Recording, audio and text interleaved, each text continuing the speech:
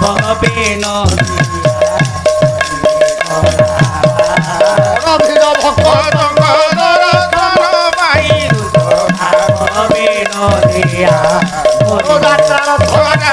জগতরে নাহি তো ভাবে নদিয়া আশা করি অছি গরিব তো ভাবে নদিয়া করুণা সাগর করি গায়ে দেব তো ভাবে নদিয়া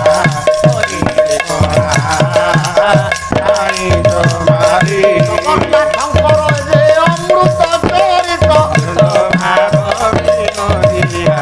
চরিত দূষণ হইত মন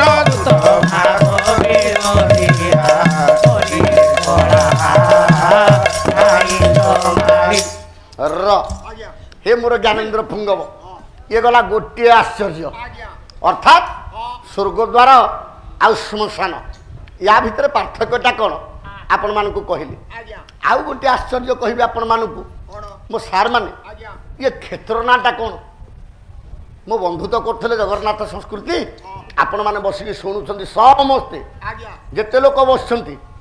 କାଲି ଦ୍ୱିତୀୟ ପାଳିରେ କେତେ ଲୋକ ବସିଥିଲେ ମୁଁ ଦେଖୁଥିଲି ବସିକି ହଁ ବନ୍ଧୁ ଆସିକି ବସିକି ଟିକେ ଦେଖ ଆସ ବସିକି ଚୌକିରେ ବସ ଟିକେ ବସିକି ପାଲା ଶୁଣ କେମିତି ପାଲା ହଉଛି ସାରେ ୟା ନାଁଟା ହଉଛି ଶଙ୍ଖ କ୍ଷେତ୍ର ଆମେ ଯାଉଛେ ନୀଳାଦ୍ରଉ ଶଙ୍ଖ ମଧ୍ୟରେ ଶତଦଳ କମଳ ରତ୍ନ ସିଂହାସନସ୍ଥ ଆଚ୍ଛା ୟା ନାଁଟା କାହିଁକି ସାରେ ଶଙ୍ଖ କ୍ଷେତ୍ର ହେଲା ଶଙ୍ଖ ପ୍ରବଳ ନା ଶଙ୍ଖ କ୍ଷେତ୍ରରେ ଶଙ୍ଖ ପ୍ରବଳ ବୋଲି ନାଇଁ ରେ ବାପା ନୀଳାଦ୍ରି ମହୋଦୟ ବାପା ଗୋଟେ ଶ୍ଲୋକ ବୋଲି ମୁଁ କହିଛି ବେଶୀ ଶ୍ଲୋକ ଯଦି ଆପଣମାନଙ୍କୁ ଅଶାସ୍ତମ କରିଦେବ ମୁଁ କମେଇଦେବି ଆପଣମାନେ ଜ୍ଞାନୀ ତେଣୁ ଜ୍ଞାନୀ ଜାଗାରେ ମୁଁ କହିଛି ଏଠି ପଥର ଦେଲେ ବି ହଜମ କରିଦେବେ ଏଠି ଏଇଭଳିଆ ଜ୍ଞାନୀ ଲୋକ ବସିଛନ୍ତି ଆଉ ହେ ପାଲା ଶୁଣିବା ଜ୍ଞାନୀ ଲୋକ ତମ ଜ୍ଞାନୀ ଲୋକ କମ୍ ଏଠି ଏଠି ଦଳେଇ ପାଲା ଶୁଣିବା ଲୋକ ବହୁତ ଅଛନ୍ତି ତାହେଲେ ପୁଅ ଗୋଟେ ଶ୍ଲୋକ ବୋଲିବି ୟା ନାଁଟା କାହିଁକି ଶଙ୍ଖ କ୍ଷେତ୍ର ହେଲା ବହି ବହି ନାଁ ହଉଛି ସବୁ ନାଁ କହୁଛି କବିଙ୍କ ନାଁ କହୁଛି ବହି ନାଁ କହୁଛି ବହି ହେଲା ନୀଳାଦ୍ରି ମହୋଦୟ ତେଣୁ ପୁଅ ସେ କ'ଣ କହିଲେ କହିଲେ ଶଙ୍ଖ କାରାପିତନ ମଧ୍ୟ ରାଜତେ ନୀଳଭୂଧର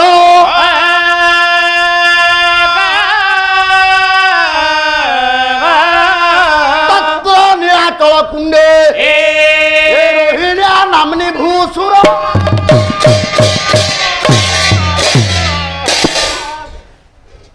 कहले शंख कारापितन मध्य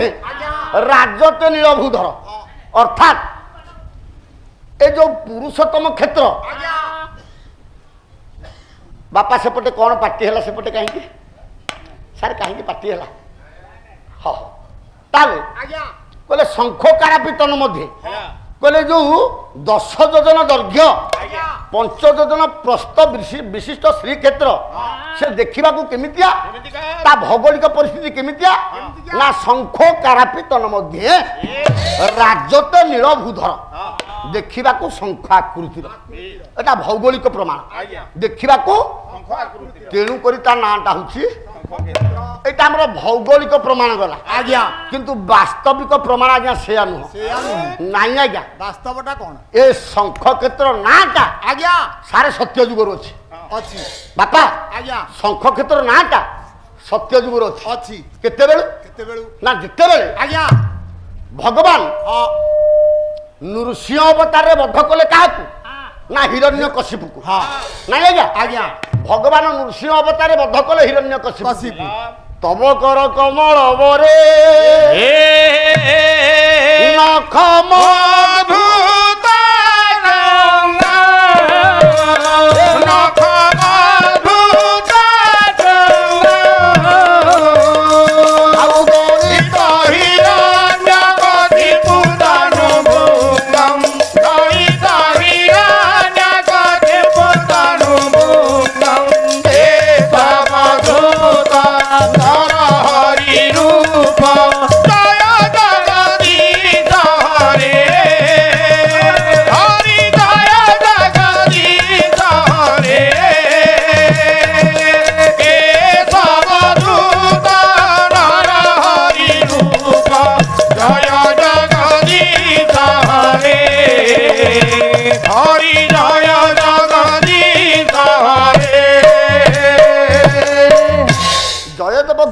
ଗୋବିନ୍ଦରେ ସାରେ ଆଜ୍ଞା। ଗୋଟେ ଅଦ୍ଭୁତ କଥା ଭିତରେ କହିଲେ କଣ କହିଲେ? ଆପଣ କୋଉଠି ଶୁଣିଛନ୍ତି ପଦ୍ମ ଫୁଲ ଉପରେ ଭଅଁର ବସିଲେ ପଦ୍ମ ଫୁଲର ସୌନ୍ଦର୍ଯ୍ୟ ନଷ୍ଟ ହେଇଯାଏ ବା ଭଅଁର ତା ଅଙ୍କୁଶରେ ପଦ୍ମ ଫୁଲଟାକୁ ନଷ୍ଟ କରିଦିଏ ଅର୍ଥାତ ପଦ୍ମ ଫୁଲକୁ ଭଅଁର ଦଳି ଦିଏ ଦେଇପାରେ ଏ ପଦ୍ମ ଫୁଲ କୋଉଠି ଭଅଁରକୁ ଦଳିଥିଲା ଆପଣ ଶୁଣିଛନ୍ତି ବିପରୀତ କଥା ଇଏ। ଦେଖନ୍ତୁ ଆଜ୍ଞା ଆଜ୍ଞା ପାଲା ଭିତରେ ନ ଶିଖିଲେ କଣ ପାଲା କରିବ ହଁ ପାଲା ଭିତରେ କେତେ ସୁନ୍ଦର ତତ୍ତ୍ୱ ଆଜ୍ଞା ପଦ୍ମ ଫୁଲ କୋଉଠି ଭଅଁରକୁ ଦଳିଥିଲା ଆପଣ ଜାଣିଛନ୍ତି ନା ସମ୍ଭବ ନୁହଁ। ଏଇଠି ଜୟଦେବ ଗୀତ ଗୋବିନ୍ଦର କହିଲେ ଏଇଥିରେ କଣ କହିଲେ କଣ? ନା ତବ କର କମଳ ବରେ ହଁ ତମ କର ବୋଲେ ହାତ ହଁ ହାତ ପଦ୍ମରେ ହଁ ନଖ ରୂପକ ଶୃଙ୍ଗରେ ଆଜ୍ଞା। ନଖ ମଜବୁତ ଶୃଙ୍ଗମ ନଖ ରୂପକ ଶୃଙ୍ଗରେ ଦଳିତ ହିରଣ୍ୟ କଶିପୁ ତନୁ ଭୃଙ୍ଗ ଭୃଙ୍ଗ ବୋଲେ କଣ ଭ୍ରମର ଭଅଁର ଆଜ୍ଞା ହିରଣ୍ୟ କଶିପୁର ତନୁ ରୂପକ ଭଅଁରକୁ ଭଗବାନଙ୍କର ନଖ ରୂପକ ହାତ ରୂପକ ପଦ୍ମ ଫୁଲରେ ନଖ ରୂପକ ଶୃଙ୍ଗ ଦଳନ କରିଥିଲା ରେ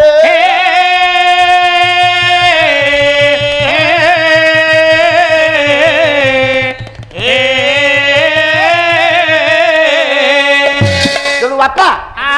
ନୃସିଂହ ଅବତାରରେ ହିରଣ୍ୟ କଶିପୁକୁ ମାରିଲେ କିଏ ନା ବିଷ୍ଣୁ କିନ୍ତୁ ଆଜ୍ଞା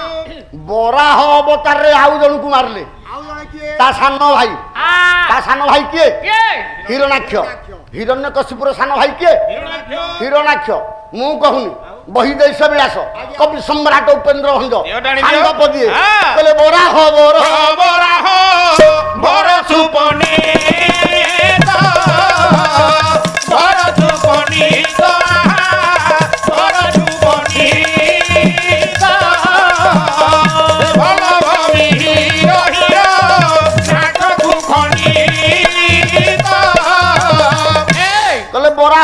ବରାହ ବର ସୁପଣ୍ଡିତ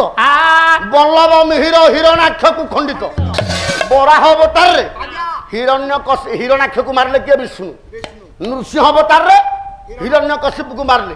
ତାହେଲେ ଦି ଭାଇଙ୍କୁ ଦିଟା ରୂପରେ ମାରିଲେ କିଏ ଭଗବାନ ବିଷ୍ଣୁ କିନ୍ତୁ ହିରଣାକ୍ଷର ପୁଅ କିଏ ଶଙ୍ଖାସୁର ସାରେ ମନେ ରଖନ୍ତୁ ହିରଣାକ୍ଷର ପୁଅ ହେଲା ଶଙ୍ଖାସୁର ଶଙ୍ଖାସୁର ଚିନ୍ତା କଲା ଆଜ୍ଞା ମୋ ବାପାକୁ ଯୋଉ ବିଷ୍ଣୁ ମାରିଛି ହଁ ମୋ ବଡ ବାପାକୁ ଯୋଉ ବିଷ୍ଣୁ ମାରିଛି ମୋ ବାପ ମୃତ୍ୟୁର ପ୍ରତିଶୋଧ ଆଉ ବଡ ବାପାଙ୍କ ମୃତ୍ୟୁର ପ୍ରତିଶୋଧ ମୁଁ ନିଶ୍ଚିତ ନେବି ତେଣୁ ସେ କଣ କଲା କାଶୀ ବିଶ୍ୱନାଥଙ୍କୁ ଯାଇକି ତପସ୍ୟା କଲା ଆଜ୍ଞା ଶଙ୍ଖାସୁରର ଇଷ୍ଟ ଠାକୁର ହେଲେ କିଏ ନା କାଶୀ ବିଶ୍ୱନାଥ କାଶୀ ବିଶ୍ୱନାଥଙ୍କୁ ଅନେକ ଦିନ ତପସ୍ୟା କରିବା ପରେ ପରେ ନିଜର ଅସ୍ଥି ମାଂସ ମଜା ସବୁ ଗୁଡାକ ଆହୁତି ଦେଇଦେଲା କିଏ ନା ଶଙ୍ଖାସୁର ଶେଷରେ କାଶୀ ବିଶ୍ୱନାଥ ପ୍ରସନ୍ନ ହେଲେ କହିଲେ ଭକ୍ତ ତୋ ତପସ୍ୟାରେ ମୁଁ ଖୁସି କଣ ବର ମାଗୁଛୁ ମାଗ କଣ ବର ମାଗୁଛୁ ମାଗ ସେଇଠି ଶଙ୍ଖାସୁର କହିଲା ପ୍ରଭୁ ଆପଣ ଯଦି ମୋ ତପସ୍ୟାରେ ଶାନ୍ତି ଅଛନ୍ତି ମୁଁ ବର ମାଗିବିନି ଆପଣ ମତେ ଯାଚିକି ଦେଖନ୍ତୁ ଆଜ୍ଞା ଶଙ୍ଖାସୁର ମନ ଭିତରେ ମୁଁ ଅମର ବର ପାଇବି कि मु देवता मान को परास्त करी कि विष्णु को मारी ए बर मागिलानी शंखासुर कहला प्रभु आपण मते एमिति दिटा बर दियो जो बर बल मु सब किछि करी भगवान काशी विश्वनाथ सार ताकू दियोटी बर देले दियोटी बर कोन ना गोटे टीवी देले गोटे रेडियो देले आ कोन सेते बेले टीवी रेडियो थिला ए तंडाल टीवी बोले कोन टीवी की समझते टेलीविजन टेलीविजन मान दूरदर्शन रेडियो को कहते दूरश्रवण नहीं क्या गोटे दूरदर्शन विद्या पाइला आउ गोटे दूरश्रवण विद्या पाइला दूरदर्शन विद्या बल दूर कथा को देखि पारिबो दूरश्रवण विद्या बल दूर कथा को सुनी आमे समस्त जानिछे कली जुगे टेलीविजन किए बाहर करथिले जॉन लोजीबेयर नहीं कि सर जॉन लोजीबेयर टेलीविजन बाहर करथिले रेडियो बाहर करथिले किए ना मार्कोनी तेणु हे मोर ज्ञानेन्द्र पुंगव किंतु ता पूर्वर टीवी रेडियो काशी विश्वनाथ शंखासुर को देइछंती बोले दूरदर्शन विद्या आउ दूरश्रवण विद्या ए दुईटा जाक विद्या शंखासुर पाइला काशी विश्वनाथ पळेई गले शंखासुर चिंता कले कहले काशी विश्वनाथ जो वर देले प्रकृति रे वर दीटा सत हब तो आग दूरदर्शन परीक्षा कला दूरदर्शन विद्याटा को प्रयोग कला किए शंखासुर दूरदर्शन विद्या को जिते प्रयोग कला देखला चारिआडे आज्ञा प्रलय जल କୋଉ ଜଳ ଇଏ ପ୍ରଳୟ ଜଳ ଉପରେ ଆଜ୍ଞା। ଗୋଟେ ବୁଢା ହଁ 4ଟା ପିଲାଙ୍କୁ ପାଠ ପଢଉଛି ସାରେ ପ୍ରଳୟ ଜଳ ଉପରେ ଆଜ୍ଞା ଗୋଟେ ବୁଢା 4ଟା ପିଲାକୁ ପାଠ ପଢଉଛି ସେ 4ଟା ପିଲା କିଏ ନା ସୁତ ସନନ୍ତ ସନନ୍ଦ ସନାତନ ବ୍ରହ୍ମାଙ୍କର 4 ମାନସ ପୁତ୍ର ଆଜ୍ଞା ବୁଢା ଜଣ କହିଲେ ବ୍ରହ୍ମା ଇଏ 4 ପୁଅ ବେଦ 4 ବେଦ ଇଏ ଶଙ୍ଖାସୁର ସିନା ଦେଖିଲା ବୁଢା କଣ 4ଟା ପିଲାଙ୍କୁ କହୁଛି ବୋଲି କିନ୍ତୁ ଦୂରରେ ଯେତେବେଳେ ଅଛି ଆଜ୍ଞା କାନକୁ କିଛି ତେଣୁ ଶୁଭିବା ପାଇଁ କଣ କଲା ରେଡିଓ ସୁଇଚ ଟାକୁ ଦୂର ଶ୍ରବଣ ବିଦ୍ୟାକୁ ଦେଲା ପଠିଆଇ ଆହା ଦେଲା ପଠିଆଇ ଶ୍ରବଣ ବିଦ୍ୟାକୁ ଦେଲା ପଠିଆଇ ଆହା ଦେଲା ପଠିଆଇ ଶଙ୍ଖାସୁର ବାଡେ ବାଡେ ଠାଇ ଠାଇ ଆଡେ ଠାଇ ଠାଇ ବାଡେ ଠାଇ ଠାଇ ସାରେ ଶଙ୍ଖାସୁର ଦୂର ଶ୍ରବଣ ବିଦ୍ୟାଟାକୁ ପଠେଇ ଦେଲା ଆଜ୍ଞା ଅର୍ଥାତ୍ ଶୁଣି ପାରିଲା ବ୍ରହ୍ମା ଏ 4 ପୁଅକୁ କଣ କହୁଥିଲେ ନନା ଶଙ୍ଖାସୁର ଶୁଣି ପାରିଲା ବେଦଟା ଯେତେବେଳେ ଶଙ୍ଖାସୁର କାନରେ ପଡିଲା ଆଜ୍ଞା ବେଦର ଏତେ ଶକ୍ତି ଅଛି ସେ ଦୁର୍ବଳକୁ ବଳବାନ କରିଦେଇପାରେ ଦେବତା ମାନଙ୍କର କୋଠ ସମ୍ପତ୍ତି କୋଉଟା ଆଜ୍ଞା ବେଦ ନାଉ ବେଦଟା ଯେତେବେଳେ ଶଙ୍ଖାସୁର କାନରେ ପଡିଲା ତା ଦେହରେ ଅଜସ୍ର ବଳ ଆସିଲା ଶଙ୍ଖାସୁର ଚିନ୍ତା କଲା କହିଲା ଏ ବୁଢା ବ୍ରହ୍ମାକୁ ଯଦି ମୁଁ ଧରିବି ଆଜ୍ଞା ତା ଜଟା ଦାଢି ଉପାଡ଼ି ଦେବି ମୋ ବାପାକୁ ମାରିଥିବା ବିଷ୍ଣୁ କୋଉଠି ଅଛି ମୋ ବଡ ବାପାକୁ ମାରିଥିବା ବିଷ୍ଣୁ କୋଉଠି ଅଛି ଏ ବ୍ରହ୍ମା ତା ଆଡ୍ରେସ ମତେ ବତେଇ ଦବ ବ୍ରହ୍ମା 4 ପିଲାଙ୍କୁ ପାଠ ପଢଉଛନ୍ତି ଶଙ୍ଖାସୁର ପଛାଡୁ ଯାଇକି ବ୍ରହ୍ମାଙ୍କୁ ଦେଖନ୍ତୁ ଆଜ୍ଞା ଶଙ୍ଖାସୁର ପଛାଡୁ ବ୍ରହ୍ମାଙ୍କୁ ଧରିଲା ବ୍ରହ୍ମାଙ୍କୁ ଯେତେବେଳେ ଶଙ୍ଖାସୁର ପଛାଡୁ ଧରିଲା ହେ ମୋର ଜ୍ଞାନେନ୍ଦ୍ର ପୁଙ୍ଗବ ହେ ମୋର ଗୁଣ ଗାଇ ପଣ୍ଡିତ ସମାଜ ବ୍ରହ୍ମା ଶଙ୍ଖାସୁର କବଳରୁ ଆଉ ମୁକୁଳି ପାରିଲେନି ବ୍ରହ୍ମା ଡାକିଲେ କହିଲେ ଶଙ୍ଖା ଆରେ ମତେ କାହିଁକି ଧରିଛୁ ଛାଡେ ବାପା ମୁଁ ବୁଢା ଲୋକଟା ନା ବ୍ରହ୍ମା ତମକୁ ଛାଡିବିନି ବିଷ୍ଣୁ କୋଉଠି ଅଛି ମୋ ବାପାକୁ ବଡ ବାପାକୁ ମାରିଛି ତା ଠିକଣା ଖାଲି ମତେ ଦେ ତାକୁ ଏ ସମୁଦ୍ର ଜଳ ଭିତରେ ଏ ପ୍ରଳୟ ଜଳ ଭିତରେ ଏ ବିଷ୍ଣୁକୁ ମୁଁ ବୁଡେଇ ବୁଡେଇ ମାରିବି ରେ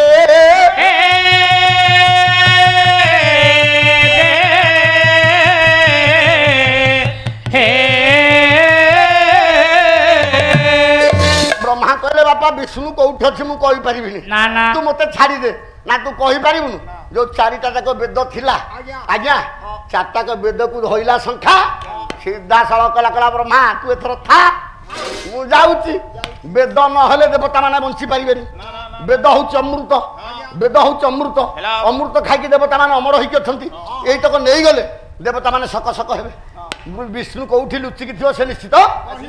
ବେଦକୁ ଧରିକି ଶଙ୍ଖାସୁର ପଳେଇ ଆସିଲା ଡାକିଲେ ବ୍ରହ୍ମା କାହାକୁ ନା ନାରାୟଣକୁ ଡାକିଲେ ନାରାୟଣକୁ ଡାକୁଛନ୍ତି ଏ ପୁଅ ଅରୁଣ ଗଣକବି ବୈଷ୍ଣବ ଗାୟକ ସମ୍ରାଟ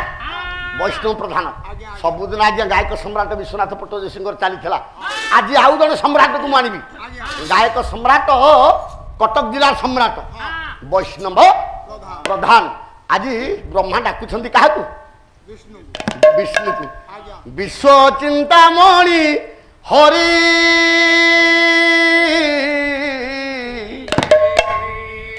विश्व चिंतामणि हरि कणे वितरण कले कि करुणा भंडार जानता सरी विश्व चिंतामणि हरि चिंतामणि हरि विश्व चिंतामणि हरि विश्व चिंतामणि हरि कणे वितरण कले कि करुणा कणे वितरण कले कि करुणा भंडार जानता सरी विश्व चिंतामणि हरि विश्व चिंतामणि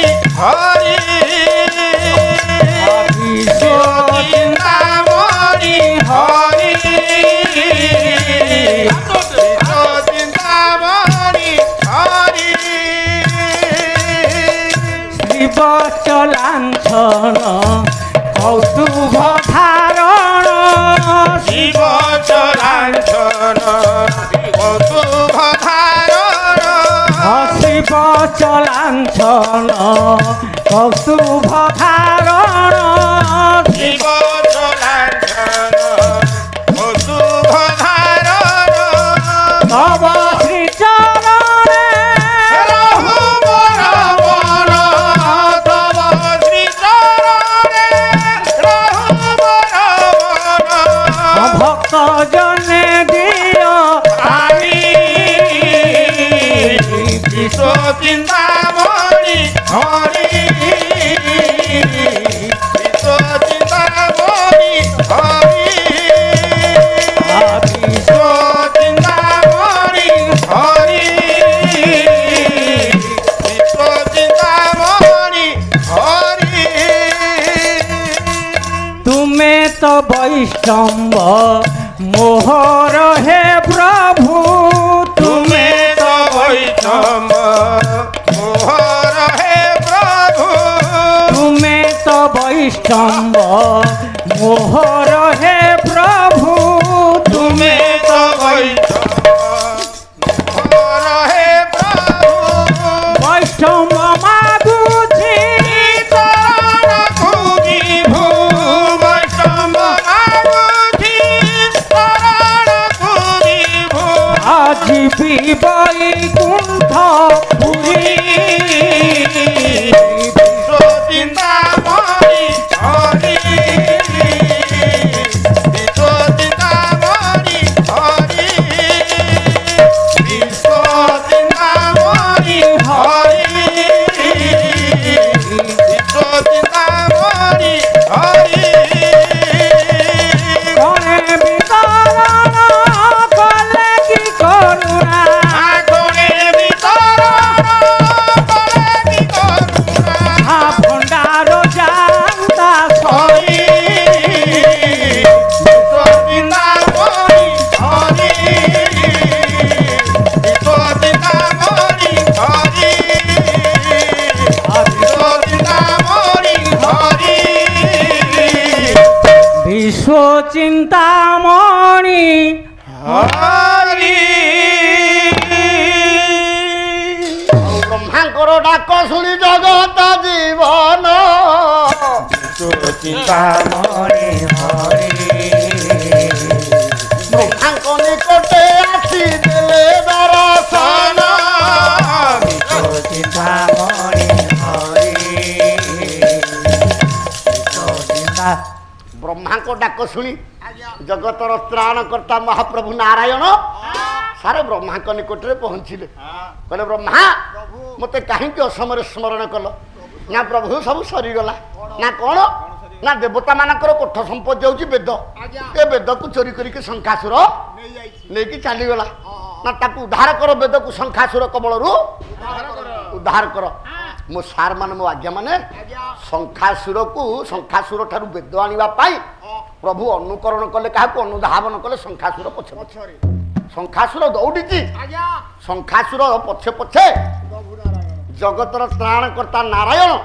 ଶଙ୍ଖାସୁର ପଛେ ପଛେ ଆଜ୍ଞା ଦୌଡୁଛନ୍ତି ହେ ମୋର ଜ୍ଞାନେନ୍ଦ୍ର ପୁଙ୍ଗବ କିଛି ବାଟ ଯିବା ପରେ ଶଙ୍ଖା ଟିକେ ପଛକୁ ନେଲା ଦେଖିଦେଲା ଭଗବାନ ବିଷ୍ଣୁକୁ କହିଲା ଆରେ ହେ ଇଏ ଯୋଉ ବିଷ୍ଣୁକୁ ମୁଁ ଖୋଜୁଥିଲି ଇଏ ବେଦ ଆଣିଲି ବୋଲି ଏ ବିଷ୍ଣୁ ବର୍ତ୍ତମାନ ମୋ ପଛେ ପଛେ ଗୋଡେଇଛି ଠିକ ଅଛି ଆଗରେ ପ୍ରଳୟ ଜଳ ଏ ପ୍ରଳୟ ଜଳରେ ଇଏ ବିଷ୍ଣୁକୁ ମୁଁ ବୁଡେଇକି ମାରିବି କଣ କଲା ଶଙ୍ଖା ଅସୁରଥ ରୂପ ପରିବର୍ତ୍ତନ କଲା କହିଲେ ଶଙ୍ଖ ରୂପ ଧରି ଶଙ୍ଖା ଜଳରେ ପଶିଲା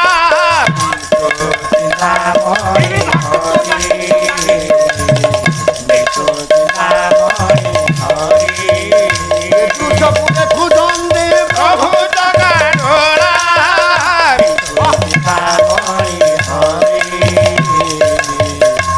ଶଙ୍ଖ ରୂପ ଧରି ଶଙ୍ଖାସୁର ଜଳ ଭିତରେ ପଶିଛି ଶଙ୍ଖାସୁର ଯେତେବେଳେ ଜଳ ଭିତରେ ପଶିଛି ଭଗବାନ ବିଷ୍ଣୁ କହିଲେ କିରେ ଶଙ୍ଖା ଶିବଙ୍କୁ ସାପ ଦେଖଉଛୁ ତୁ ଗୋଟେ ସାମୁଦ୍ରିକ ଜୀବ ସମୁଦ୍ର ଭିତରୁ ତ ସୃଷ୍ଟି ସୃଷ୍ଟି ଶଙ୍ଖଟା କୋଉଠୁ ସୃଷ୍ଟି ସମୁଦ୍ର ଭିତରୁ ତୁ ସମୁଦ୍ର ଭିତରେ ପଶିଲେ ବି ମୋ ନାଁ ଗୋଟେ ମାୟା ଧର ହଁ ହଁ ତୁ ସମୁଦ୍ର ଭିତରେ ଯୋଉଠି ଲୁଚିକି ରହିବୁ ଆଚ୍ଛା ତୋତେ ଖୋଜି ଖୋଜି ବାହାର କରିବା ଦାୟିତ୍ୱ ମୋର ପଣ୍ଡିତେ ଆଜ୍ଞା ଶଙ୍ଖା ସିନା ଶଙ୍ଖ ରୂପ ଧରିକି ଜଳ ଭିତରେ ପଶିଗଲା ସେଇଠି ଭଗବାନ ଆଜ୍ଞା ପଣ୍ଡିତେ ପଞ୍ଚମ ଅବତାରକୁ ଧାରଣ କଲେ ହଁ ଆମେ ସମସ୍ତେ ଜୟଦେବଙ୍କର ଗୀତ ଗୋବିନ୍ଦ ଆଜ୍ଞା ଆଦ୍ୟ ଅବତାର ମୀନ ଅବତାର ବୋଲି ସାରେ ଜାଣିଛେ କିନ୍ତୁ ଭାଗବତରେ ମୀନ ଅବତାରଟା ହଉଛି ପଞ୍ଚମ ପଞ୍ଚମ ଅବତାର ଭାଗବତରେ 32 ଅବତାର ଭିତରେ ଆଜ୍ଞା ମୀନ ଅବତାରଟା ପଞ୍ଚମ ଅବତାର ବୋଲି କହିଛନ୍ତି ତେଣୁ ଜୟଦେବ ଗୀତ ଗୋବିନ୍ଦରେ କହିଲେ ଆଜ୍ଞା ଭଗବାନ ସେଠି ହଁ ମୀନ ଅବତାର ନେଲେ ହଁ ପ୍ରଳୟ ପୟୋଧି ଜଳ ଧୃତ ବାନ ଶିବେଦଂ ହଁ ବିହିତ ବହିତ ଚରିତ୍ରମ ଖେଦಂ କେଶବ ଧୃତ ମୀନ ଶରୀର ଜୟ ଜଗଦୀଶ ହରି ପଣ୍ଡିତେ ମୀନ ରୂପ ଧରି ଆଜ୍ଞା ଶଙ୍ଖ ଚକ୍ର ଗଦା ପଦ୍ମ ଚତୁର୍ଦ୍ଧା ମୂର୍ତ୍ତିକି ଧାରଣ କରି ମତ୍ସ୍ୟ ଦେହରୁ ଆଜ୍ଞା ବିରାଟ କାୟ ମତ୍ସ୍ୟ ଦେହରୁ ବାହାରି ପ୍ରଭୁ ଶଙ୍ଖାସୁରକୁ ଖୋଜିଲେ ହଁ ଶଙ୍ଖାସୁର ପଛେ ପଛେ ଶଙ୍ଖ ଯେତେ ଜୋରରେ ପଳେଇଛି ଆଜ୍ଞା ଭଗବାନ ମାଛ ହେଇକି ତା ପଛେ ପଛେ ସେତେ ଜୋରେ ଆଜ୍ଞା ଗୋଡେଇଛନ୍ତି ଆଜ୍ଞା ପ୍ରଭୁ ଗୋଡେଇଛନ୍ତି ଶଙ୍ଖାସୁର ଦେଖିଲା ଶଙ୍ଖାସୁର ଅନେଇଲା ଆଜ୍ଞା କହିଲା ଆରେ ହେ ଇଏ ତ ଉପରେ ଯେତେବେଳେ ଆସୁଥିଲା ଜଳ ଉପରେ ୟାର ଯୋଡେ ହାତ ଥିଲା ଆଜ୍ଞା ଇଏ କଣ ମାଛ ଦେହରୁ ବାହାରିକି ଚାରି ହାତିଆ ହେଇଛି ଗୋଟେ ହାତରେ ଶଙ୍ଖ ଧରିଛି ଗୋଟେ ହାତରେ ଚକ୍ର ଧରିଛି ଗୋଟେ ହାତରେ ଗଦା ଧରିଛି ଗୋଟେ ହାତରେ ପଦ୍ମ ଧରିଛି ଆଜ୍ଞା ସେଇଠି ଶଙ୍ଖାସୁର ମୁଣ୍ଡରେ ଦିବ୍ୟ ଜ୍ଞାନ ପଶିଲା ଆଜ୍ଞା କହିଲା ନା ହଁ ଇଏ ଜଗତ କହୁଛି ମୋ ବାପାକୁ ସିଏ ମାରି ଦେଇଛୁ ମାରି ଦେଇଛି ଏ ଜଗତ କହୁଛି ମୋ ବଡ ବାପାକୁ ସେ ମାରିଛି କିନ୍ତୁ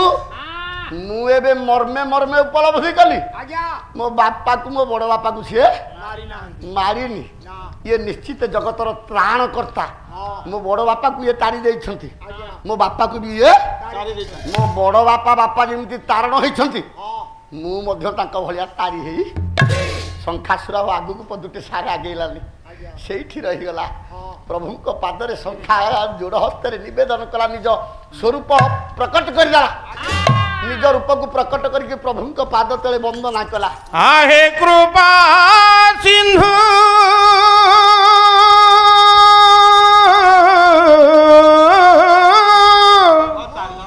ବନ୍ଧୁ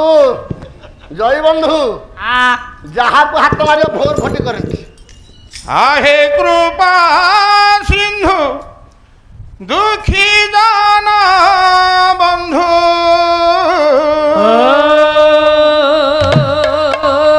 हे भव सागरु तारी दे तारी दे तारी दे श्री चरणे दास करी दे मोते तारी दे श्री चरणे दास करी दे मोते तारी दे श्री चरणे दास करे मोते तारी दे चरणे दाता करे हे आहे कृपा सिंधु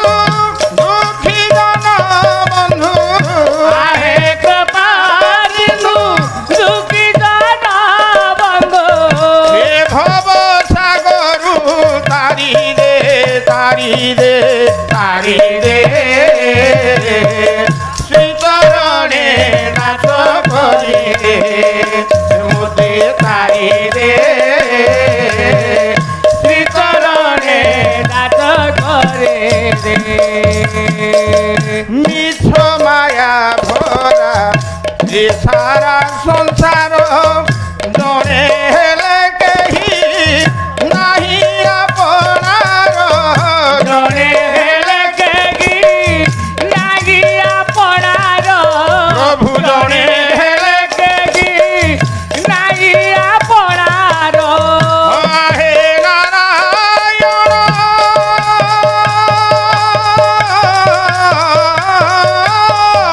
आहे नारायण हे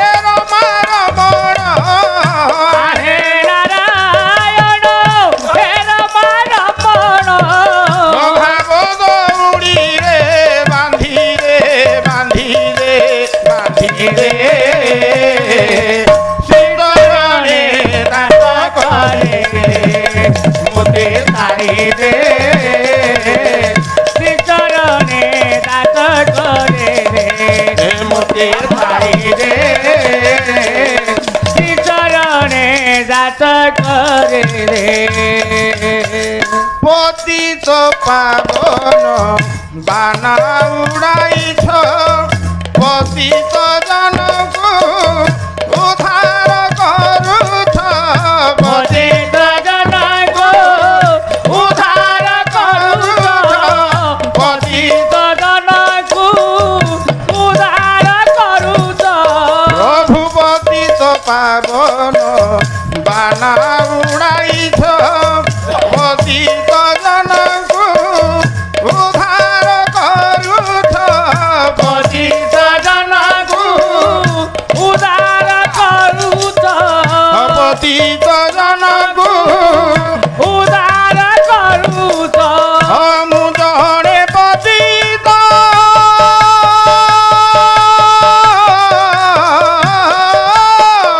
ମୁଁ ଜଣେ ପତିତ ଡାକି ଡାକି ମରେ ମୋ ଜଣେ ପତିତ ଡାକି ଡାକି ଘରେ କାନ ଡେରି ଟିକେ ଶୁଣିଦେ ଶୁଣିଦେ ଶୁଣିଦେ ଶ୍ରୀଚରଣେ ଦାସ করে দে মতে তারি দে শ্রী চরণে দাস করে দে মতে তারি দে শ্রী চরণে দাস করে দে हे आहे कृपा सिंधु दुखी जन बंधु आहे কৃপা সিন্ধু সুখী জানা বন্ধু हुए खब सागरु तारी रे तारी रे तारी रे শ্রী চরণে দাস করে দে মতে তারি দে শ্রী চরণে দাস করে দে মতে তারি দে শ্রী চরণে দাস করে দে ଆଉ ଜୟ ଜୟ ନାରାୟଣ ହେ ନୀଳାଦ୍ରି ମଣ୍ଡନ মতে তারি দে ଆଉ ଅନନ୍ତ ନାଗ କୂଳରେ ପ୍ରଭୁ ଯାର ଯୋଗାସନ মতে তারি দে ଲକ୍ଷ୍ୟ କରନ୍ତୁ ମୋର ବିଦଗ୍ଧ ଶତାବର୍ଗେ ଆଜି ଶଙ୍ଖାସୁର ପ୍ରଭୁଙ୍କ ପଦାବଧରେ ପଡ଼ିଗଲା ଶଙ୍ଖାସୁର ପ୍ରଭୁଙ୍କ ପାଦ ତଳେ ପଡ଼ିଗଲା ପ୍ରଭୁଙ୍କ ପାଦ ତଳେ ଶଙ୍ଖାସୁର ପଡ଼ିଲା କହିଲା ପ୍ରଭୁ ପଦାମ୍ବୁଜେ ଶରଣଂ ପ୍ରତତି ରକ୍ଷ ବା ନୈବ ରକ୍ଷ କହିଲା ହେ ପ୍ରଭୁ ମୁଁ ଆପଣଙ୍କ ପାଦ ତଳେ ଶରଣ ପଶୁଛି ପ୍ରଭୁ ମୋତେ ମାର ଅବାସ୍ତାର ଆଜ୍ଞା ଆମ ଭାରତୀୟ ସଂସ୍କୃତି ହେଉଛି କ୍ଷମାଶୀଳ ସଂସ୍କୃତି କାହିଁକି ଦାନ ଯୋଗ ଯେପତିରି ଥଉଦାଲା ଦାନ ଯୋଗ ଯେପତିରି ଥଉଦାଲା ସବୁ କା ଉପର ବାଲା କ୍ଷମା क्षमा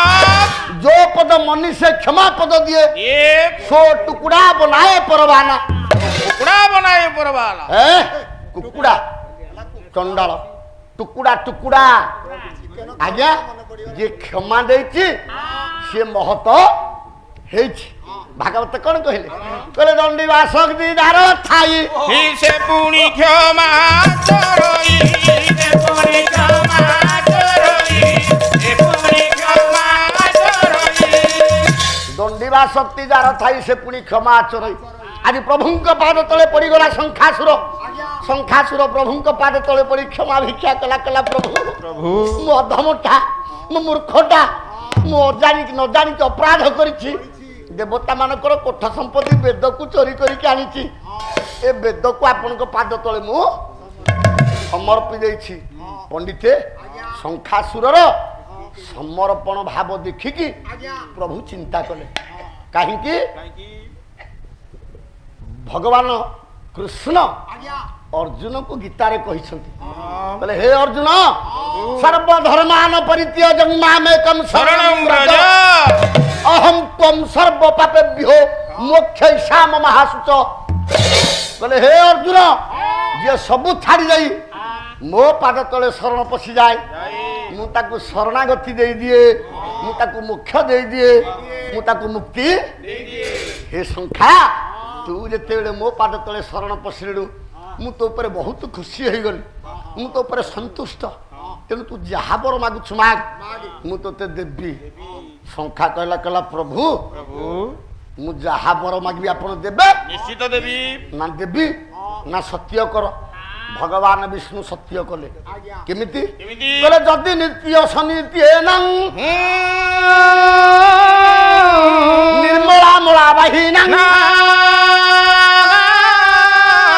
ଯଶ କାୟନେ ଲଭ୍ୟନ୍ତେ ଆଉ ତନ୍ମଲବ୍ଧ ଭବେ ନିଜେ ଭଗବାନ ମତ୍ସ୍ୟ ଅବତାରୀ ନାରାୟଣ କହିଲେ ସତ୍ୟ ସତ୍ୟ ତ୍ରିବାର ସତ୍ୟ କରୁଛି। ହେ ଶଙ୍ଖା ତମେ ମତେ ଯାହା ମାଗିବ ମୁଁ ସେଇଆ ଦେବି। ପଣ୍ଡିତେ ଭଗବାନ ସିନା ସତ୍ୟ କରିଦେଲେ ବିଷ୍ଣୁ ଆଜ୍ଞା ବାପା ପଳେଇବେ ଆଉ ଅଳ୍ପ ସମୟ ରହନ୍ତୁ ଆପଣ ପଳେଇବେ ଆଉ ଦିଟା ତ ହେଲା।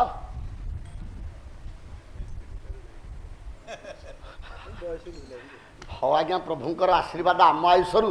ପ୍ରଭୁ ଆପଣଙ୍କୁ ଆଉ 20-30 ବର୍ଷ ଆମକୁ ନେଇ ଯାଇକି ଆପଣଙ୍କୁ ଆୟୁଷ ଦିଅନ୍ତୁ। ଆପଣ ଏମିତି ଆମ ଭଳିଆ ଦୁଷ୍ଟ କଳାକାର ମାନଙ୍କର ପାଲାକୁ ଆପଣ ଦେଖନ୍ତୁ। ସବୁବେଳେ ଆପଣଙ୍କ ପାଦରେ ଆମ ମୁଣ୍ଡ ନଇଁକି ରହିଥାଉ। ଏତିକି ଆଶୀର୍ବାଦ ଆମ ଉପରେ ବାପା କରନ୍ତୁ। ଆମର ଆଉ କିଛି ଦରକାର ନାହିଁ। ତାହେଲେ ବାପା ଶଙ୍ଖାସୁରକୁ ପ୍ରଭୁ ସତ୍ୟ କରିଦେଲେ। କହିଲେ ଶଙ୍ଖା ତୁ ଯାହା ମାଗିବୁ ମୁଁ ଦେବି। ଶଙ୍ଖା ବର ମାଗିଲା କହିଲା ପ୍ରଭୁ ଏହି ବର ଦିଅ ମତେ ବ୍ରହ୍ମାଣ୍ଡ ଗୋସାଇ। କାହିଁକି ରହିଲେ ଗାଇବା ହଁ ବଜେଇବା ହଁ ଗୋଟେ ଜିନିଷ ହଉଛି ଏଲା ଶବ୍ଦ ବ୍ରହ୍ମ ହଁ ଏଲା ନାଦ ହଁ ବାୟକ ମାନେ ଅଛନ୍ତି ଏ କ୍ଲାସ ବାୟକ ମାନେ ସବୁ ଅଛନ୍ତି। ହଁ ଏଇ ମଞ୍ଚରେ ଅଛନ୍ତି 4 ଜଣ ବାୟକ ମୋ ଆଖି ଉପରେ ଦେଖିଲେଣି। ହଁ ଏକ ନମ୍ବର ହେଠି ଜଣେ ଛାତ୍ର ବସିଛନ୍ତି। ହଁ ବୁଝିପାରିଲା କି ବାୟକ ସମ୍ରାଟଙ୍କ ପୁଅ ସେ ଗୋବର୍ଦ୍ଧନ ବେହେରାଙ୍କ ପୁଅ ଦିଲ୍ଲୁ ଯୋଉ ବାୟକ ଆଜ୍ଞା ଆଜ୍ଞା ଆଜ୍ଞା ବାୟକ ତାଙ୍କ ପୁଅ ସିଏ ସେ ସଦାବେଳେ ଆଖି ଠାର ମାରୁଛନ୍ତି। ଗୀତଟା ଗାଇବ ଗାଇବାକୁ ଯୋଉ ବାଦ୍ୟଟା ନୁହଁ କି ଜପିଂ କରିକି ଠିକ ଜାଗା ଉପରେ ମୁଣ୍ଡ ନେବାକୁ ପଡିବ। ସଦାବେଳେ ଲକ୍ଷ୍ୟ କରୁଥାଉ ସେମାନେ ଗାଇବା ବାଲା। ଆଚ୍ଛା ଆଚ୍ଛା ତାହେଲେ ଏମିତିଆ କଥା। ତାହେଲେ ପୁଅ ଶଙ୍ଖାସୁର ମାଗିଲା ଏହି ବର ଦିଅ ମତେ ବ୍ରହ୍ମାଣ୍ଡ ଗୋସାଇ ବ୍ରହ୍ମାଣ୍ଡ ଗୋସାଇ ବ୍ରହ୍ମାଣ୍ଡ ଗୋସାଇ করে বলিবি ব্রহ্মাণ্ড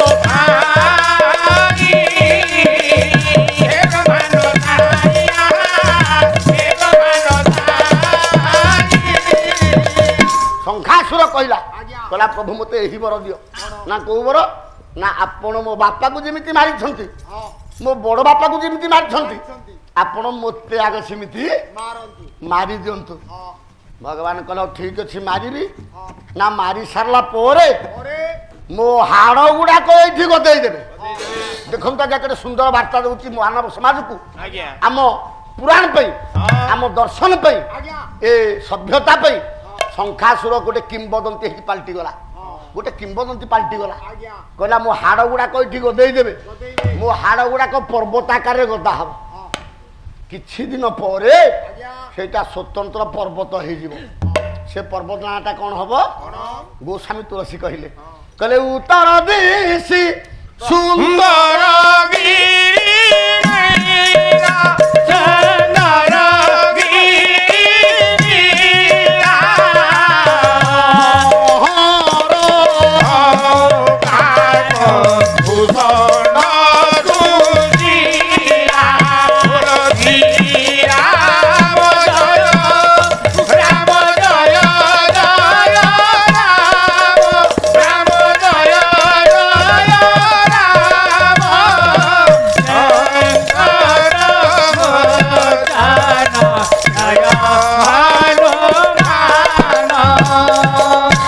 प्रभु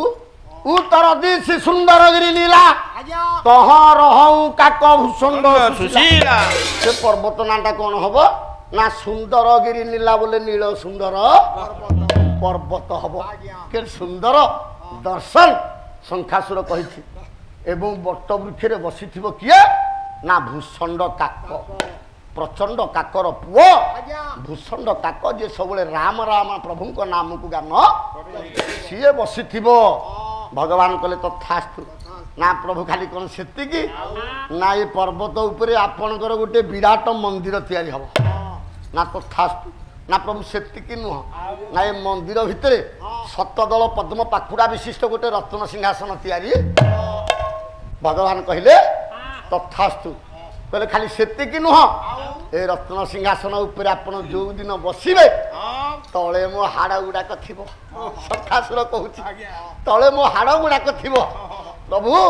आपण रत्न सिंहासन उपरे बसिले मु जाई तले मुक्ति पाइबी भगवान कहले तथास्तु ना खाली से नुह आहुरी प्रभु अच्छी ना मो नाटा शंखासुर जो दिन ठू आपण मो उपरे बसिबे ये सिंहासन उपरे बसिबे से ही दिन ठारू ए क्षेत्र नाटा मो नारे पट्टा हो ना कौन ना मो ना शंखासुर मो ना अनुसार ए क्षेत्र नाटा शंख क्षेत्र हम हे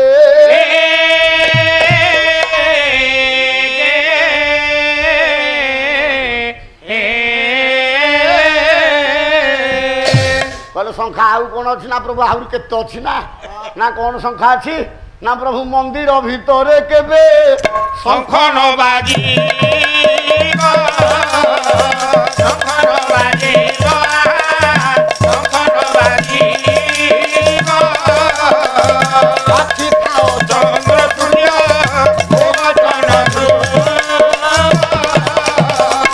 प्रभु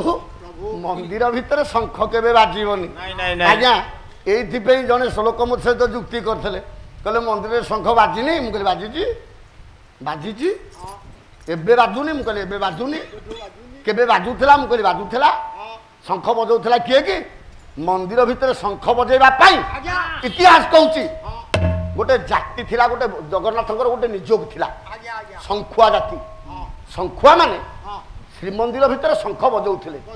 किंतु 1971 मसिया पर ठारू आउ ओडिसा रे शंखुआ वंश बा श्रीक्षेत्र शंखुआ वंश बुड़ीगला जो दिन ठू शंखुआ वंश बुड़ीगला से दिन ठू आ श्रीक्षेत्र शंख इतिहास कहूची दिन कृष्ण दास कहना ए पुओ रसकलोल कंबु कटकरे नीलाद्रि नगरे आउ पाहांती शंख बाजिला भालो भालो पाहांती शंख बाजिला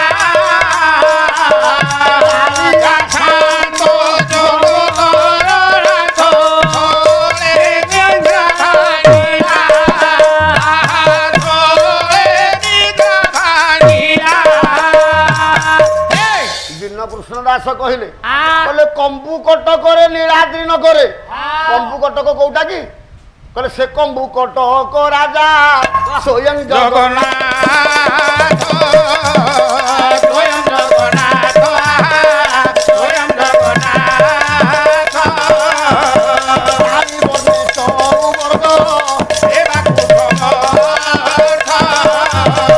सुंदर कथा आज्ञा तेणु कंबु कटक शंख बाजी एबे आउ बाजुनी कोठू बाजुनी ना 1971 मसीहा टू सारा आउ बाजुनी शंखासुर कथा आज्ञा रहिला कहला आउ मंदिर शंख बाजिबनी ना शंखा आउ कोन अछि ना प्रभु आहुरी अछि ना आउ कोन अछि ना प्रभु आहुरी गोटे बड़ कथा अछि जोठी आपनकर मंदिरटा हबो ए शंख क्षेत्र जो जगह आपनकर मंदिरटा हबो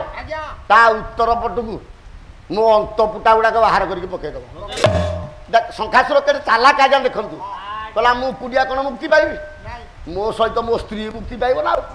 आकुटिया के मुक्ति पाइब कि कहला मो स्त्री मुक्ति पाइब कहला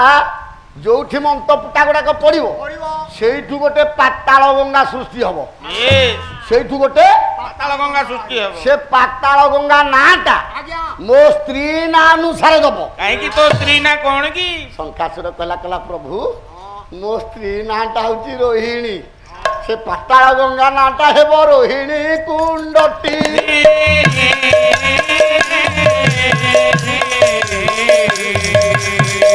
इतिहास पृष्ठे हारे बजे लेखी आम जगन्नाथ संस्कृति भितर सारे केड़े सुंदर तत्व अच्छी आ खाली भाई गौर पछरे देख दिशुची कला श्रीमुख कह सारिया भिक बलराम को कहवा आ बलराम क्या कह जगन्नाथ को कहबनी क्या सुभद्रा को क्या कहबनी प्रसंग जी आप बसी थे जो जाए आपण मान को जगन्नाथ संस्कृति शुणाऊी मु पुरी जिला गायक नुहम सी बहुत जानी मु बेसी किसी जानी तेणु हे मोर ज्ञानेन्द्र पुंगव हे मोर गुणग्राही पंडित समाज ताहले भगवान कहले तथास्तु तथास्तु हेले संख्या आउ गोटे बड़ व्यतिक्रम हम भगवान कहते तो स्त्री हो रोहिणी कुंड किंतु रोहिणी कुंड केते पूर्ण हम रोहिणी कुंडर जल केते पूर्ण हबनी शंका हाथ जोड़ा कहला प्रभु जदि रोहिणी कुंडर जल पूर्ण न हब मो स्त्री तो अपूर्ण रही सार देखु केड़े सुंदर तत्व भितर अच्छी कहले जदि रोहिणी कुंडर जल पूर्ण न हब मो स्त्री तो असंपूर्ण हो से मुक्ति पाई परिबनी ना पूर्ण हब ना केते बेले ना जेते बेले 9टा प्रलय एकाठी हब हे पुओ प्रलय केतुटा जानिचु आ जा टिके उठे दो मो जई बाबू को आसिले पाला सुनिबे र प्रलय केतुटा आज्ञा 9टा व्यास बहिनाला ब्रह्म पुराण रे व्यास कहिले प्रलय हला 9टा प्रलय किए किए बोले महाकालांतक बसु ए शुभांगी महिषूदन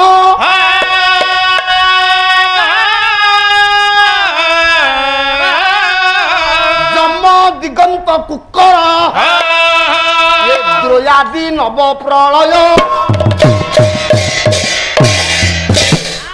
मजा इादु सियादु प्रमाण देविनी यथार्थ प्रमाण देकी जीवी 9टा प्रलय किए महाप्रलय कालांतक प्रलय बसु प्रलय बसु मान अष्ट बसु से काटिकी प्रलय करेंगे अष्ट बसु किए कि धर ध्रुव सोम अह अन्नल अनिल प्रत्युष प्रभास अष्ट बसु पार्टी करनी कहीं तेणु बसु प्रलय जम ये महाप्रलय कालांतक प्रलय महाकालांतक बसु बसु प्रलय शुभांगी प्रलय महिषूदन प्रलय जम प्रलय दिगांत प्रलय कुकर प्रलय जम दिगंत कुकर द्रोयादि नव प्रलय कुकर कुकुर नुह कुकर चंडाल आज्ञा ये गोटे गोटे प्रलय ये प्रलय जिते बड़े आसब सारे रोहिणी कुंडर जल उछुलिकी रत्न सिंहासन पर स्पर्श कर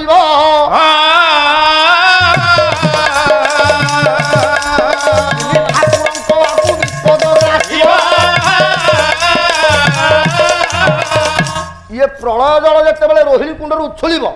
उछुलिकी जाइकी रत्न सिंहासन को स्पर्श कर निजे जगन्नाथ माँ सुभद्रा को कहे कहे सुभद्रा तू जदि चाहिए जल को रोकी पारू तू जदि न चाहिए ए जल को तू रोकी तेणु पंडिते माँ सुभद्रा तांको देहरु तांको अंगरु सारे गोटे देवी निजे पूरा सुभद्रा भुवनेश्वरी सुभद्रा होती भुवनेश्वरी तेणु बापा सुभद्रा गोटे देवी की बाहर करेंगे जो देवी जीव ये प्रलय जल को अधा जाए शोषिब आउ शोषि पारिबनी सारे अधा पर्यंत शोषिब आउ शोषि पाइब नाही जिते बेले सुभद्रा को ए निर्देश देले किए जगन्नाथ सुभद्रा मना कले कले इमिति जदि तमे मते कहिबो मु जीविनी नाउ ना मते जदि माँ रूप तमे देखिबो सेठी जगन्नाथ सुभद्रा को माँ बोली नमस्कार केते सुंदर कथा आज्ञा जगन्नाथ सुभद्रा को सेठी माँ बोली संबोधन करथिले तेणु तांको देहरु गोटे माँ बाहर कले सेई माँ अधा पानी की शोषिला अधा पानी शोषि सारिया परे आउ रत्न सिंहासन को जल छुईलानी कूप भितर रोहिणी कुंड भितर जल अधा रही गला शेष में सुभद्रा निकट को आसिले सुभद्रा कहले कहले ए देवी तोते मु सृष्टि करथिल तू एबे तो जगह को कहला माँ मु जीवी कुआडे मते तू एठी जगह दे देखंतु आज्ञा ମତେ ଏଇଠି ତୁ ନା ମୁଁ ଏଇଠି କୋଉଠି ରହିବି ନା ଯା ତୁ ଯେହେତୁ ରୋହିଣୀ କୁଣ୍ଡର ଜଳକୁ ଅଧା ଯାଏ ଶୋଷି ଦେଇଛୁ ଆଜିଠାରୁ ତୋ ନାଁ ଦେଲି ମୁଁ ଅର୍ଦ୍ଧ ଶୋଷଣୀ ଲୋ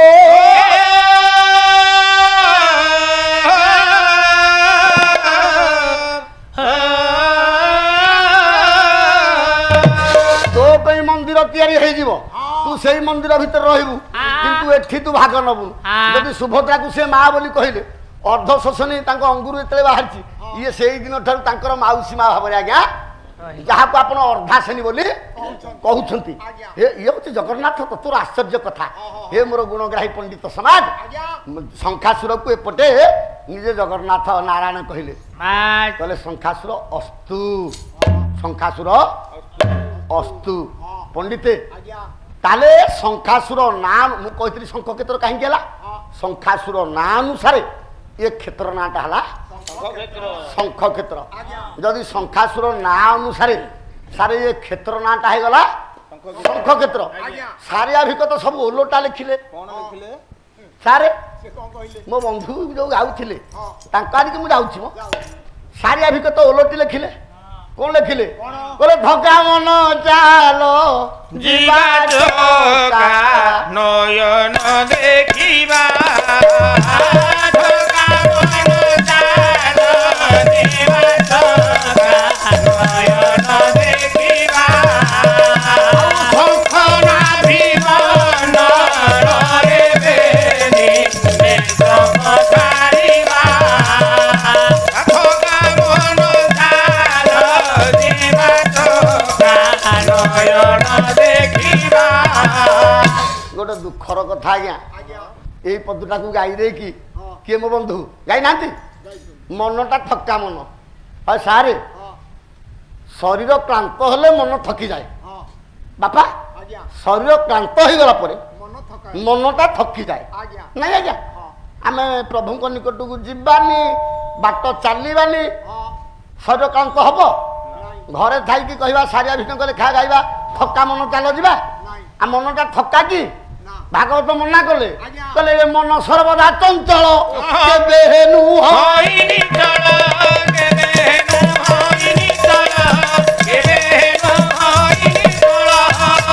ବାପା ମନଟା ଥକା ନା ମନଟା ଚଞ୍ଚଳ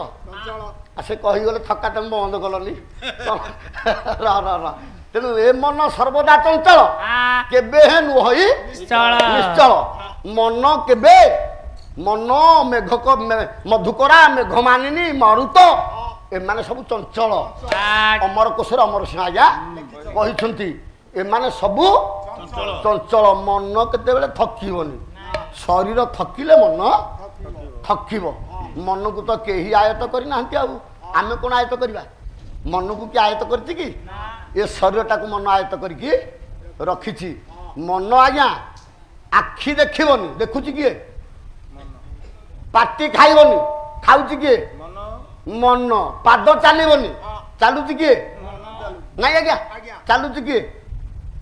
ପାଲା ତମେ ଶୁଣୁଛ ନା ମନ ଶୁଣୁଛି ବାପା ତମ ମନ ନଥିଲେ ତମେ ଡିଭୋର୍ସ ଖାଆନ୍ତ ଆଜ୍ଞା ମନ ନଥିଲେ ତମେ ମଟନ ଖାଆନ୍ତ ମନଟା ଏମିତି ଗୋଟେ ଜିନିଷ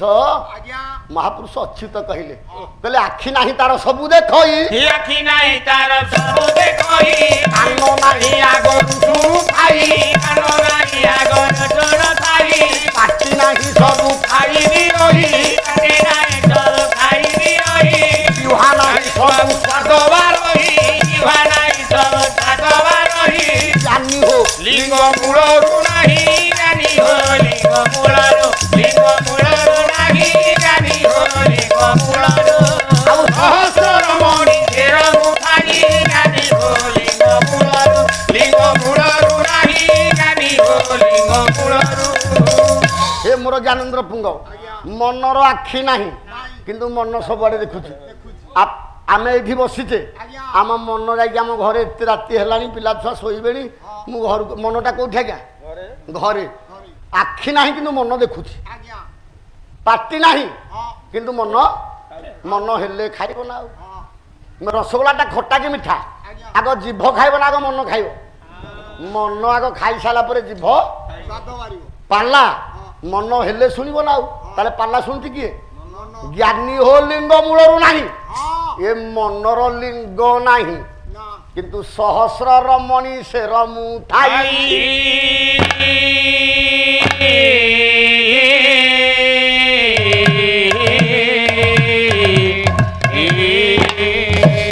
ତାହେଲେ ମୋ କହିବା କଥା ସାରିଆ ଭିକ ଲେଖିଲେ ଆମେ ତ କହିଲେ ଶଙ୍ଖାସୁର ନାଁ ଅନୁସାରେ ଶଙ୍ଖ କ୍ଷେତ୍ର ହେଲା ସାରିଆ ଭିକ ଯୋଉ କହିଲେ ଶଙ୍ଖ ନାଭି ମଣ୍ଡଳ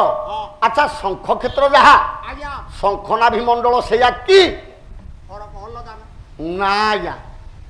ଶଙ୍ଖ କ୍ଷେତ୍ରରେ ନାଭିଟେ କୁଆଡୁ ଆଇଲା ଶଙ୍ଖ କ୍ଷେତ୍ରରେ ନାଭିଟେ ଥିବାରୁ ତା ନାଁଟା ତାହେଲେ ନାଭିଟା ଆସିଲା କୋଉଠୁ ଯେ ତା ନାଁ ଶଙ୍ଖନାଭି ମଣ୍ଡଳ ହେଲା ଆଉ ସାରିଆ ଭିକ ଲେଖିଲେ ଶଙ୍ଖନାଭି ମଣ୍ଡଳରେ ବେନି ନେତ୍ର ଏ ପୁଅ ଏଇଟା ବି ସତ୍ୟ ଯୁଗରୁ ମୁଁ କହିଛି ସବୁ ଶାସ୍ତ୍ରରେ ଦର୍ଶନ ଅଛି ଯଦି ସବୁ ଶାସ୍ତ୍ରରେ ଦର୍ଶନ ଆପଣମାନେ ନ ପାଇବେ ତାହେଲେ କେବେ ଆପଣ ଜାଣିପାରିବେନି ତାହେଲେ କଣ ନା ସତ୍ୟ ଯୁଗରେ ଆପଣମାନେ ଜାଣିଛନ୍ତି ଦେବଦେବ ମହାଦେବ ଦେବସଭାରେ ଯାଇକି ପହଞ୍ଚିଲେ ଏ କଥା ସମସ୍ତେ ଜାଣିଛନ୍ତି ଦେବସଭାରେ ମହାଦେବ ଯେତେବେଳେ ପହଞ୍ଚିଲେ ଏ ମହାଦେବ ସମସ୍ତଙ୍କୁ ସମ୍ମାନ ଜଣାଇଲେ କିନ୍ତୁ ନିଜ ଶ୍ୱଶୁରକୁ ସମ୍ମାନ ଦକ୍ଷଙ୍କୁ ସମ୍ମାନ ଦେଲେନି ଆମେ ଜାଣିଛେ ନା ଜାଣିନା ଆଜ୍ଞା ସବୁ ଜାଣିଛେ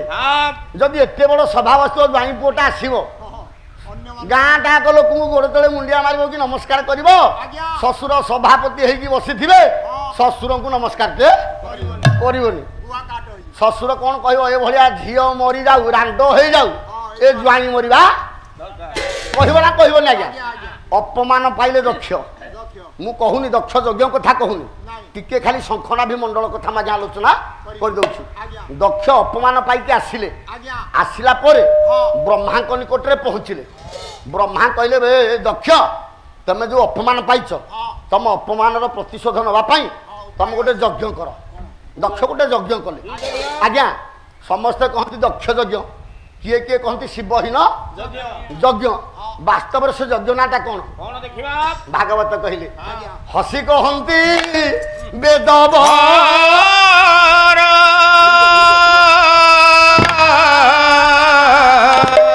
ତୁ ବାଜପେୟ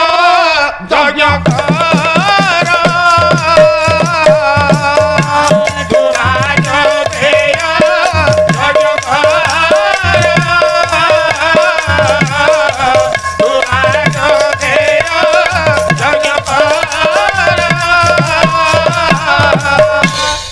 ଭାଗବତ ମୋ ଘର କଥା ମୁଁ କହୁନି ଭାଗବତରେ ଜଗନ୍ନାଥ ଦାସ ଲେଖିଛନ୍ତି ହସି କହନ୍ତି ବେଦବର ହେ ଦକ୍ଷ ତୁ ବାଜପେୟ ଯଜ୍ଞ କର ତାହେଲେ ଯୋଉଟା ବାଜପେୟ ଯଜ୍ଞ ସେଇଟା ଦକ୍ଷ ଯଜ୍ଞ ସେଇଟା ଶିବହୀନ ଯଜ୍ଞ ଦକ୍ଷ ଯଜ୍ଞ କରିଦେଲେ ଆଚ୍ଛା ଦକ୍ଷଙ୍କର ତ 59 କନ୍ୟା କେତେ କନ୍ୟା ଆଜ୍ଞା 59 କନ୍ୟା ଏ ପାଟି କରିନାବେ ଏ ସବୁ କନ୍ୟା ମାନଙ୍କୁ ସେ ଇନଭିଟେସନ କାର୍ଡ ପଠେଇଦେଲେ ବୋଲେ ଗୁଆ ବରଣୀ କରିଦେଲେ ସବୁ ଜ୍ୱାଇଁ ମାନେ ସବୁ ଝିଅ ମାନେ ଯଜ୍ଞରେ ଆସିକି ପହଞ୍ଚିବେ ସବୁ ଦେବତା ମାନଙ୍କୁ ନିମନ୍ତ୍ରଣ କଲେ ସବୁ ଋଷି ମାନଙ୍କୁ ନିମନ୍ତ୍ରଣ କଲେ କିନ୍ତୁ ଜଣଙ୍କ ଘରକୁ ଆଉ ଇନଭାଇଟ କାର୍ଡ ପଠେଇଲେନି ସେ ଜଣକ କିଏ ନା ସବା ସାନ ଝିଅ ନାଁଟା ହଉଛି ସତୀ ସତୀକି ଯେତେବେଳେ ନିମନ୍ତ୍ରଣ କାର୍ଡ ନଦେଲେ ଅନ୍ୟ ଭଉଣୀ ମାନେ କଥାବାର୍ତ୍ତା ହେଲେ ଯୋଉ ଦିନ ଯଜ୍ଞ ଦିନ କଥାବାର୍ତ୍ତା ହେଇକି ସବୁ ଭଉଣୀ ମାନେ କହିଲେ ଆମେ ତ ସମସ୍ତେ ଆସିଲେ ଆମ ସାନ ଭଉଣୀଟା ତ କାହିଁ ଆସିଲାନି ତାହେଲେ ସମସ୍ତେ ଚାଲ ଆମେ ଯିବା କୈଳାସ ପର୍ବତକୁ ସାରେ ସମସ୍ତେ କୈଳାସ ପର୍ବତକୁ ଗଲେ ଗଲା ବେଳକୁ ଦେବଦେବ ମହାଦେବ ତପସ୍ୟାରେ ବସିଛନ୍ତି ତପସ୍ୟାରେ ବସିଛନ୍ତି ଏ ଭଉଣୀ ମାନେ ଯାଇକି ପହଞ୍ଚିଲେ ପଞ୍ଚାନନ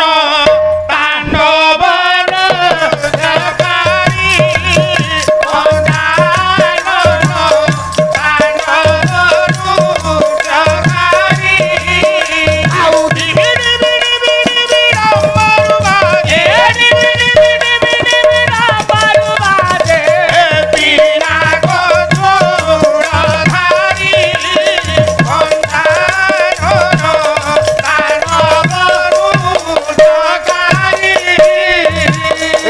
জয় পঞ্চানন প্রভু পশুপতি জয় জয় সদাশিব গতি জয় জয় সদাশিব ত্রিশূল ধারণ জয় জয় সদাশিব পার্বতী রমণ জয় জয় শিব শিব কৈলাস জয় জয় পঞ্চানন কুম্ভে বিশ্বপতি জয় জয় সদাশিব প্রভু ত্রিপুরারি জয় জয় সদাশিব গণেশ ଆଉ ତାଣ୍ଡବ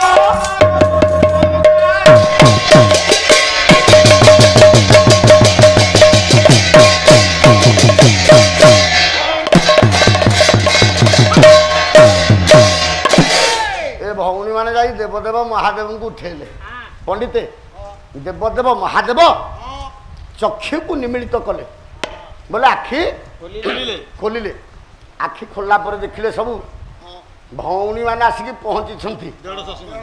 ଆଉ ଉଠମ ହେରା ଦେଢ଼ ଶାଶୁ ପାଇଁ ତାହେଲେ ସବୁ ଭଉଣୀମାନେ ଆସିକି ପହଞ୍ଚିଛନ୍ତି ପଚାରିଲେ କହିଲେ ଏ ନାନୀମାନେ ତମେ ସବୁ କୁଆଡ଼େ ଆସିଛ ଏ କୁଆଡ଼େ ଆସିଛ କ'ଣ ପାଇଁ ବାପା ନିମନ୍ତ୍ରଣ ଦେଇଛନ୍ତି ଯଜ୍ଞ କରୁଛନ୍ତି ହଁ ସତୀ ଯିବ ସେଇଠି ଦେବଦେବ ମହାଦେବ ଚିନ୍ତା କଲେ କହିଲେ ବିନା ନିମନ୍ତ୍ରଣରେ ଶ୍ୱଶୁର ଘରକୁ ଯିବାଟା ଜ୍ୱାଇଁର ଆଜ୍ଞା ବିଧି ନୁହଁ ଗତକାଲି ମୁଁ ବୁଝଉଥିଲି ଜ୍ୱାଇଁକି ଶାଶୁ ଘର ଲୋକ ଦେବତା ଭାବିକି ପୂଜା କରନ୍ତି ଯଦି ଏତେ କଥା ଅଛି ଏ ଦେବଦେବ ମହାଦେବ ବିନା ନିମନ୍ତ୍ରଣରେ କେମିତି ସତୀଙ୍କ ଇଏ ଦକ୍ଷଙ୍କ ଘରକୁ ଯିବେ ବାପା ବିନା ନିମନ୍ତ୍ରଣରେ ଯିବେ ବିନା ନିମନ୍ତ୍ରଣରେ ଯିବେନି କିନ୍ତୁ ସତୀଙ୍କ ମନ ସେ ନିଶ୍ଚିତ ବାପା ଘରକୁ ଦେବଦେବ ମହାଦେବ ଭଉଣୀମାନଙ୍କୁ କହିଲେ କହିଲେ ଶୁଣ ବିନା ନିମନ୍ତ୍ରଣରେ ମୁଁ କି ମୋ ସ୍ତ୍ରୀ ସତୀ ସେ ଯଜ୍ଞସ୍ଥଳକୁ ଯାଇପାରିବେନି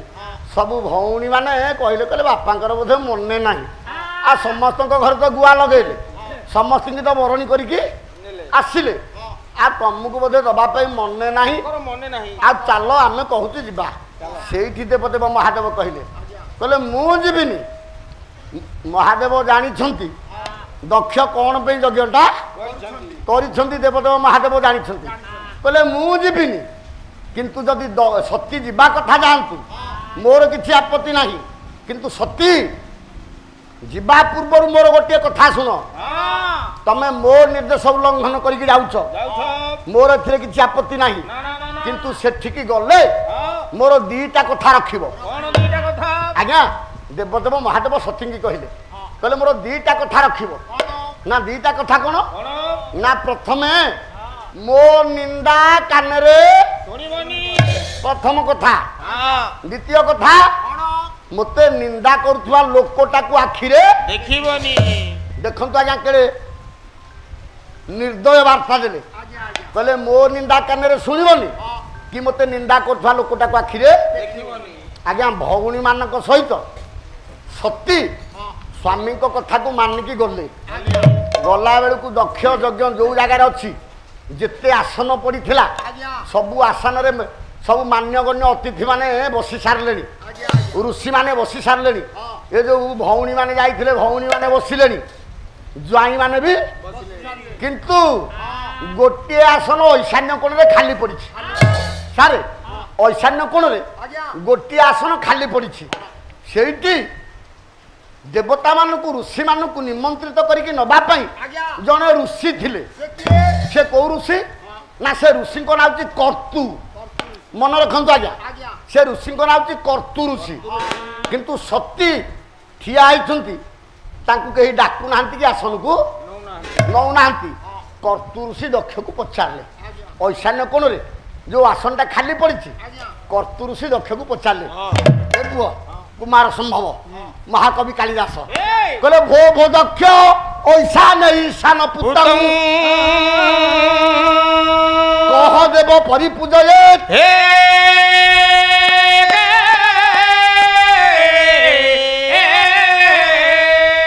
କହିଲେ ଭୋ ଭୋ ଦକ୍ଷ ହେ ଦକ୍ଷ ଐଶାନ ଈଶାନ ପୁତଂ ଏ ଐଶାନ୍ୟ କୋଣରେ ଆସନଟା ଖାଲି ପଡ଼ିଛି କହ ଦେବ ପରିପୂଜକ ଏଠି କୋଉ ଦେବତା ବସିବେ କୋଉ ଦେବତା ପୂଜା ପାଇବେ ନା ଏଇଟା କାହା ପାଇଁ ପଡ଼ିଛି ତମେ ଜାଣିନ କୁଳ ଗୋତ୍ର ନାହିଁ ତାର ଅକୁଳିଆ ଶିବ କୁଳ ଗୋତ୍ର ନାହିଁ ତାର ଅକୁଳିଆ ଶିବ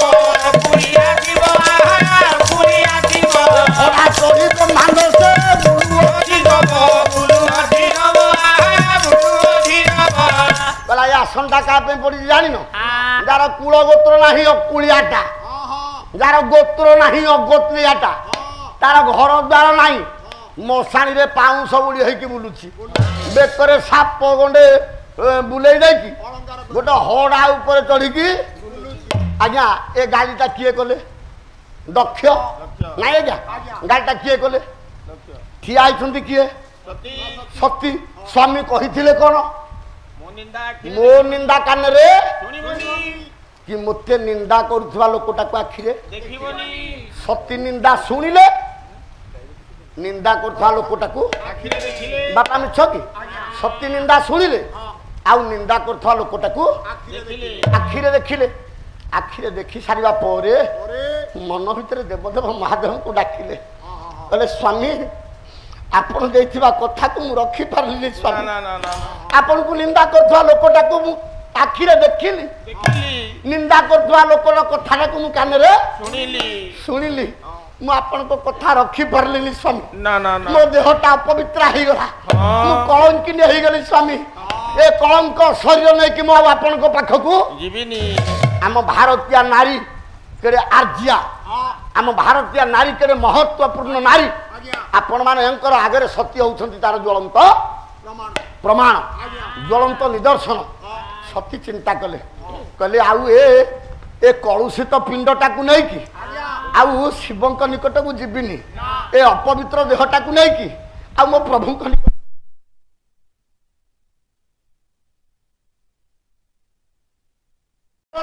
ଗଡ଼ିଗଲା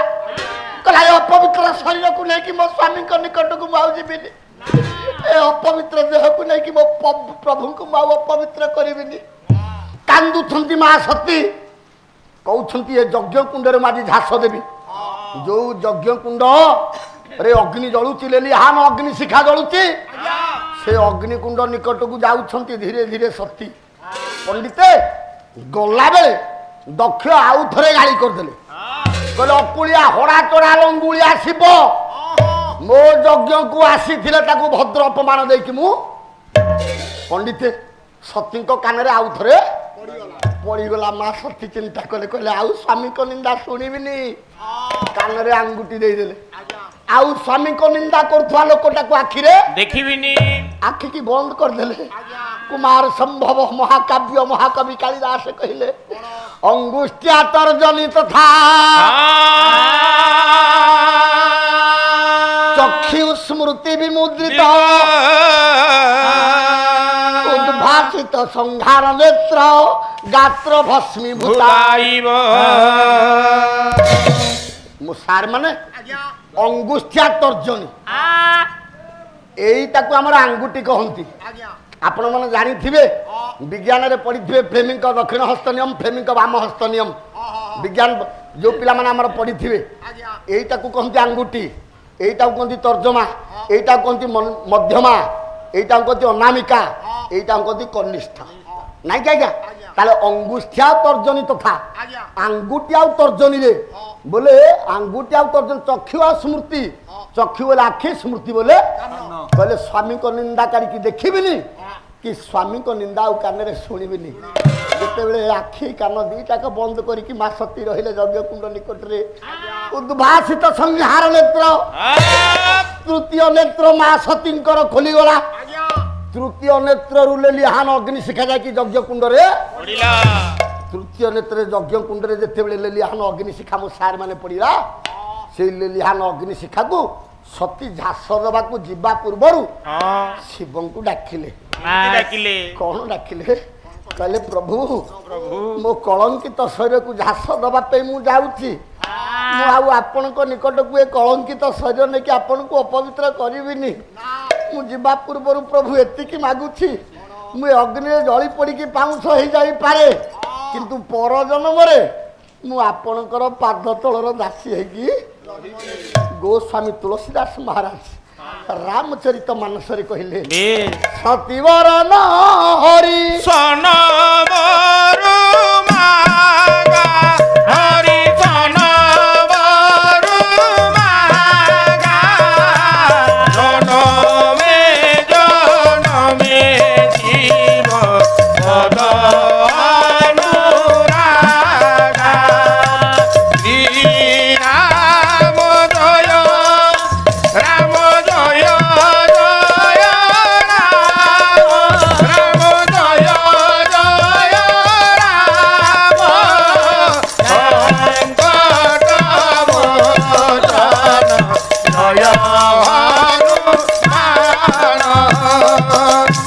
ମା ସତୀ ଦେବୀ ସତୀ ସତୀବରଣ ହରି ଅଯଜ୍ଞ କୁଣ୍ଡରେ ଘାସ ଦେବା ପୂର୍ବରୁ ସତୀବରଣ ହରି ସନ୍ନବରୁ ମାଗା ଜନମେ ଜନମେ ଶିବ ପଦ ଅନୁରାଗ କହିଲେ ମୁଁ ଜନ୍ମ ଜନ୍ମାନ୍ତର ଶିବଙ୍କର ପାଦ ତଳର ଅନୁରାଗିଣୀ ହେଇକି ଜନ୍ମ ହେବି। ପଣ୍ଡିତେ ସେ ସତୀ ସିନା ଯଜ୍ଞ କୁଣ୍ଡରେ ଘାସ ଦେଇଦେଲେ ସେ ସତୀ ପରବର୍ତ୍ତୀ ଅବସ୍ଥାରେ ପାର୍ବତୀ ହେଇକି ଜନ୍ମ ହେଇନାହାନ୍ତି ସେହି କାରଣେ ହିମ ଗିରି ଗୃହେ ଯାଇ ଜନମୀ ପାର୍ବତୀ ତନୁ ଭାଇ ଶ୍ରୀରାମ ଜୟ ରାମ ଜୟ ଜୟ ରାମ ଶ୍ରୀରାମ ଜୟ ରାମ ଜୟ ଜୟ ରାମ ସେହି କାରଣେ ହିମଗିରି ଗୃହେ ଯାଇ ଜନମୀ ପାର୍ବତୀ ତନୁ ସେଇ ସତୀ ପାର୍ବତୀ ହେଇକି ପରବର୍ତ୍ତୀ ଅବସ୍ଥାରେ ତାହେଲେ ସତୀଙ୍କ ପିଣ୍ଡଟା ଜଳୁଛି ଶିବଙ୍କ କାନରେ ବାର୍ତ୍ତାଟା ଦେବଦେବ ମହାଦେବ ନିଜ ଜଟାକୁ ଉପାଡ଼ିକି ଦିଟା ରାକ୍ଷସ ପଠେଇଲେ ସେ ରାକ୍ଷସ ଗଲେ ଦକ୍ଷ ରାଜ୍ୟଟାକୁ ଧ୍ୱଂସ କରିଦେଲେ ଶେଷରେ ଦେବଦେବ ମହାଦେବ ନିଜା ଯା ରୁଦ୍ର ଅବତାର ଧରିକି ଦକ୍ଷଙ୍କୁ ମୁଣ୍ଡକୁ ମାରିବା ପାଇଁ ଆସିଲେ ଦକ୍ଷଙ୍କ ମୁଣ୍ଡ କାଟିବେ ବୋଲି ଆସିଲେ ଇଏ ଶିବଙ୍କର ରୁଦ୍ର ଅବତାର ଦେଖିକି ତାଙ୍କ ଶାଶୁ ଆଉ ସମ୍ଭାଳି ପାରିଲେନି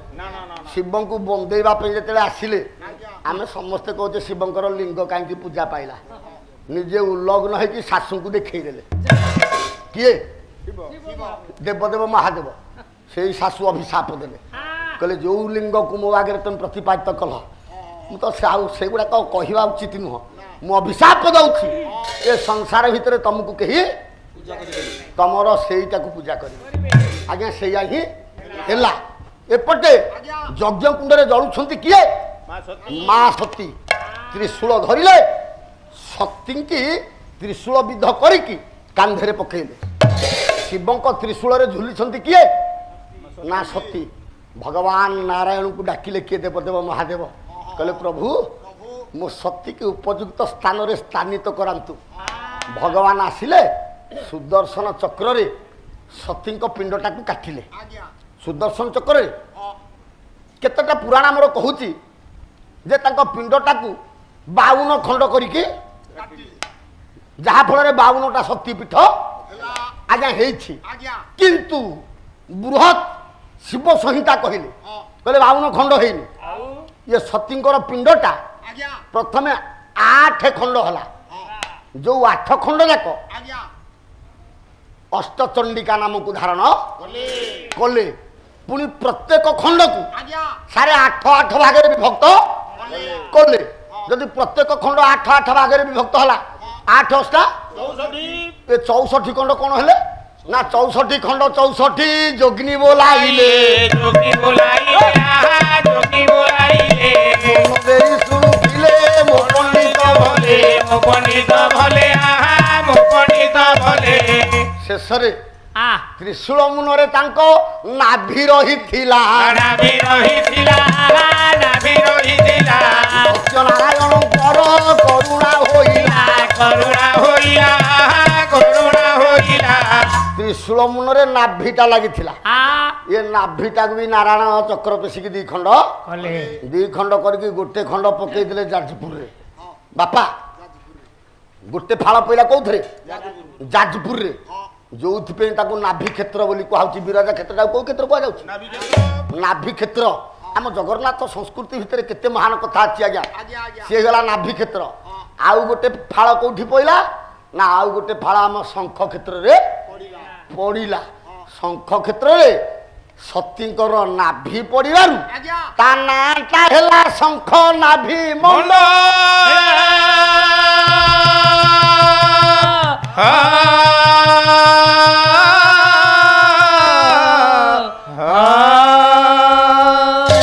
सारिया भी कले खिले थका मन चाल जीवा चोखा नयन देखिबा थका मन चाल जीवा चोखा नयन देखिबा शंख नाभि मंडल रे नेत्र पखाड़िबा रह ताले बापा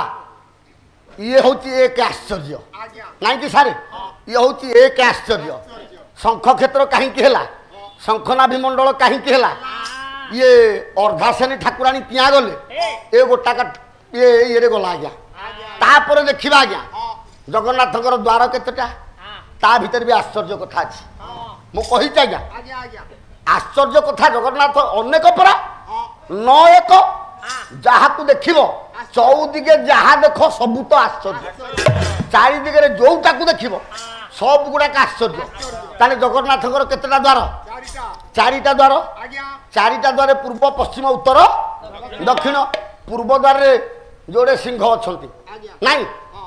दक्षिण द्वार रे जोड़े घोड़ा बा अश्व अछंती पश्चिम द्वार गोटे व्याघ्र गोटे व्याघ्रिणी ये उत्तर द्वार गोटे हस्तिया गोटे हस्तिनी आमे समस्ते कहूचे जे चारि द्वारे चारि प्रकार जीव हाथी घोड़ा बाघ सिंह अछंती आउ कोन जीव नथिले संसार रे आउ कोन जीव नथिला आज्ञा अनेक जीव अछंती ए बाघ काहेकि रहिला सिंह काहेकि रहिला हाथी काहेकि रहिला घोड़ा काहेकि आपण मानकर नयागढ़ जिल्लार घरटा होची मालेश्वर गायक कवि कीर्तन गणेश भागवत प्रधान से सुंदर पदुटे कहले कौन कहले कहले देख लो सखी भागवत प्रधान कहले कहले चाहलो मित अनालो मित चक्का नेत्र ठोट चाहलो मित अनालो मित चक्का नेत्र ठोट चाहलो मित रहम आ पठाणी सामंत थका मन चाल जा चक्का नयन लिखा ए पठाणी सामंत भूमिका कौन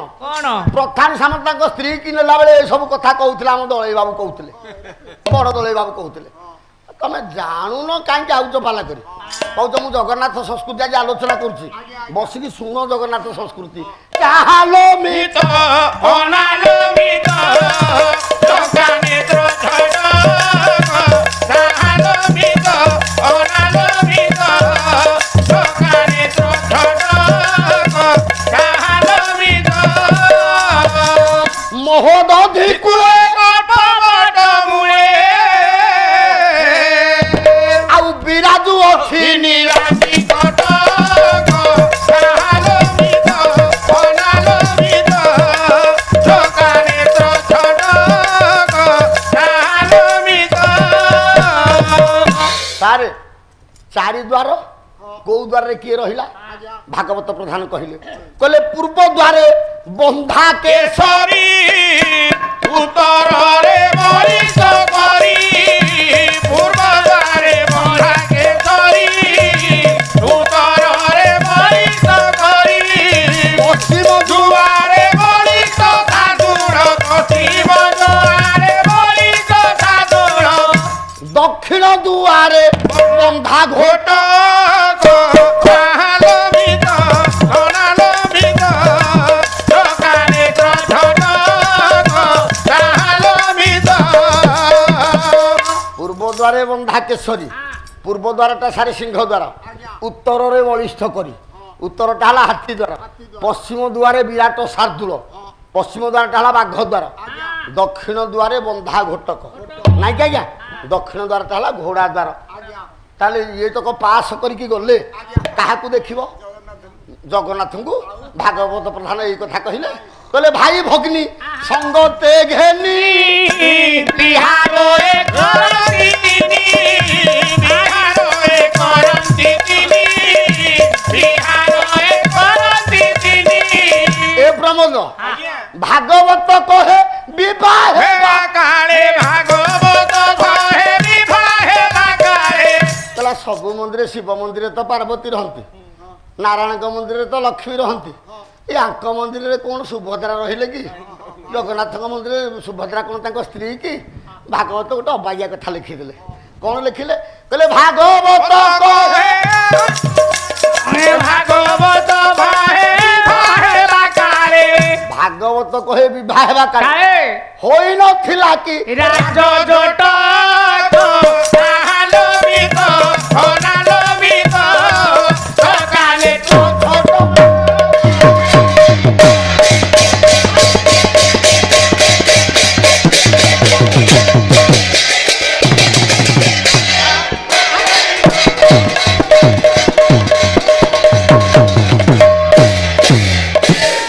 ତାହେଲେ ସାରେ ପୂର୍ବ ଦ୍ୱାରରେ ସିଂହ କାହିଁକି ରହିଲା ପଶ୍ଚିମ ଦ୍ୱାରରେ ବାଘ କାହିଁକି ରହିଲା ଉତ୍ତର ଦ୍ୱାରରେ ହାତୀ କାହିଁକି ରହିଲା ଦକ୍ଷିଣ ଦ୍ୱାରରେ ଘୋଡ଼ା କାହିଁକି ରହିଲା ରହିଲା ତାହେଲେ ଇଏ ହଉଛି ଜଗନ୍ନାଥ ତତ୍ଵ ହଁ ଚାରି ଦ୍ୱାରରେ ହଁ ଚାରି ପ୍ରକାର ଜୀବ ରହିବାର ତାତ୍ପର୍ଯ୍ୟ ଅଛି ବାସ୍ ଆମେ ସମସ୍ତେ ଜାଣିଛେ କାରିଗର ବନେଇ ଦେଇଛି ଦିଟା ସିଂହ ବାସ୍ତବରେ ତାତ୍ଵିକ ଦୃଷ୍ଟିକୋଣରୁ ଦେଖିଲେ ସାର୍ ସେ ସିଂହ ନୁହେଁ ଗୋଟେ ସିଂହ ଆଉ ଗୋଟେ ସିଂହୀ ଜଣେ ସ୍ୱାମୀ ଆଉ ଜଣେ ସ୍ତ୍ରୀ ସେପଟେ ଦକ୍ଷିଣ ଦ୍ୱାରରେ ଗୋଟେ ଅଶ୍ୱ ଗୋଟେ ଅଶ୍ୱିନୀ ପଶ୍ଚିମ ଦ୍ୱାରରେ ହଁ ଘୋड़ा ହଁ अश्विन बेले घोड़ी ଅଶ୍ୱ ବୋଲେ ଘୋଡ଼ା ବୋଲେ ତାକୁ ସେ ବୁଝଉ ସେ ଜାଣିପାରୁନି ର ହଁ ପଶ୍ଚିମ ଦ୍ୱାରରେ ଗୋଟେ ବ୍ୟାଘ୍ର ହଁ ଆଉ ଗୋଟେ ବ୍ୟାଘ୍ରିଣୀ ବ୍ୟାଘ୍ରିଣୀ ଉତ୍ତର ଦ୍ୱାରରେ ଗୋଟେ କରି ଗୋଟେ ତାହେଲେ ପ୍ରତ୍ୟେକ ଦ୍ୱାରରେ ଦମ୍ପତି ଅଛନ୍ତି ସିଂହ ଦ୍ୱାରରେ ତା ନାଁ ହେଲା ସିଂହ ଦ୍ୱାର ହଁ ଏ ସିଂହ ଆଉ ସିଂହୀ କାହିଁକି ରହିଲେ କାହିଁକି? ନା ସିଂହ ଦ୍ୱାର ଦେଇକି ଯୋଉ ଭକ୍ତମାନେ ଯାଆନ୍ତି ହଁ ସିଂହ ଠାରୁ ଗୋଟେ ଶିକ୍ଷା ପାଆନ୍ତି ଘୋଡ଼ା ଦ୍ୱାର ବାଟ ଦେଇକି ଯୋଉ ଭକ୍ତମାନେ ଯାଆନ୍ତି ଘୋଡ଼ା ଠାରୁ ମଧ୍ୟ ସେ ଶିକ୍ଷା ପାଆନ୍ତି ବାଘ ଠାରୁ ସେପଟେ ବାଘ ଦ୍ୱାର ବାଟ ଦେଇକି ଯୋଉ ଭକ୍ତମାନେ ଯାଆନ୍ତି ବାଘ ଠାରୁ ଶିଖନ୍ତି ହାତୀ ଦ୍ୱାର ଦେଇକି ଯୋଉ ଭକ୍ତମାନେ ଯାଆନ୍ତି ସେ ହାତୀ ଠାରୁ ଶିଖନ୍ତି ତାହେଲେ କଣ ଶିଖନ୍ତି ସାରେ ସିଂହ ଦ୍ୱାର ବାଟ ଦେଇକି ସତରେ କଣ ସିଂହ କଥା କହୁଥିଲା ଜଗନ୍ନାଥ ଦର୍ଶନ ତତ୍ତ୍ୱ ଦର୍ଶନ ସିଂହ ଦ୍ୱାର ଦେଇକି ଯୋଉ ଭକ୍ତମାନେ ଯାଆନ୍ତି ସିଂହ ଆଉ ସିଂହୀ ଏ ଦି ଜଣ ଯାକକୁ ଡାକିଲେ ଦି ଜଣ ଯାକ ଡାକିଲେ କହିଲେ ଏ ମଣିଷ ତୁ ଜଗନ୍ନାଥଙ୍କୁ ମୋରି ବାଟ ଦେଇକି ଯାଉଛୁ ଦର୍ଶନ କରିବୁ ହେଲେ ଆମ ଦି ପ୍ରାଣୀକି ଟିକେ ଦେଖ ନା କଣ ଦି ପ୍ରାଣୀକି ଦେଖିବି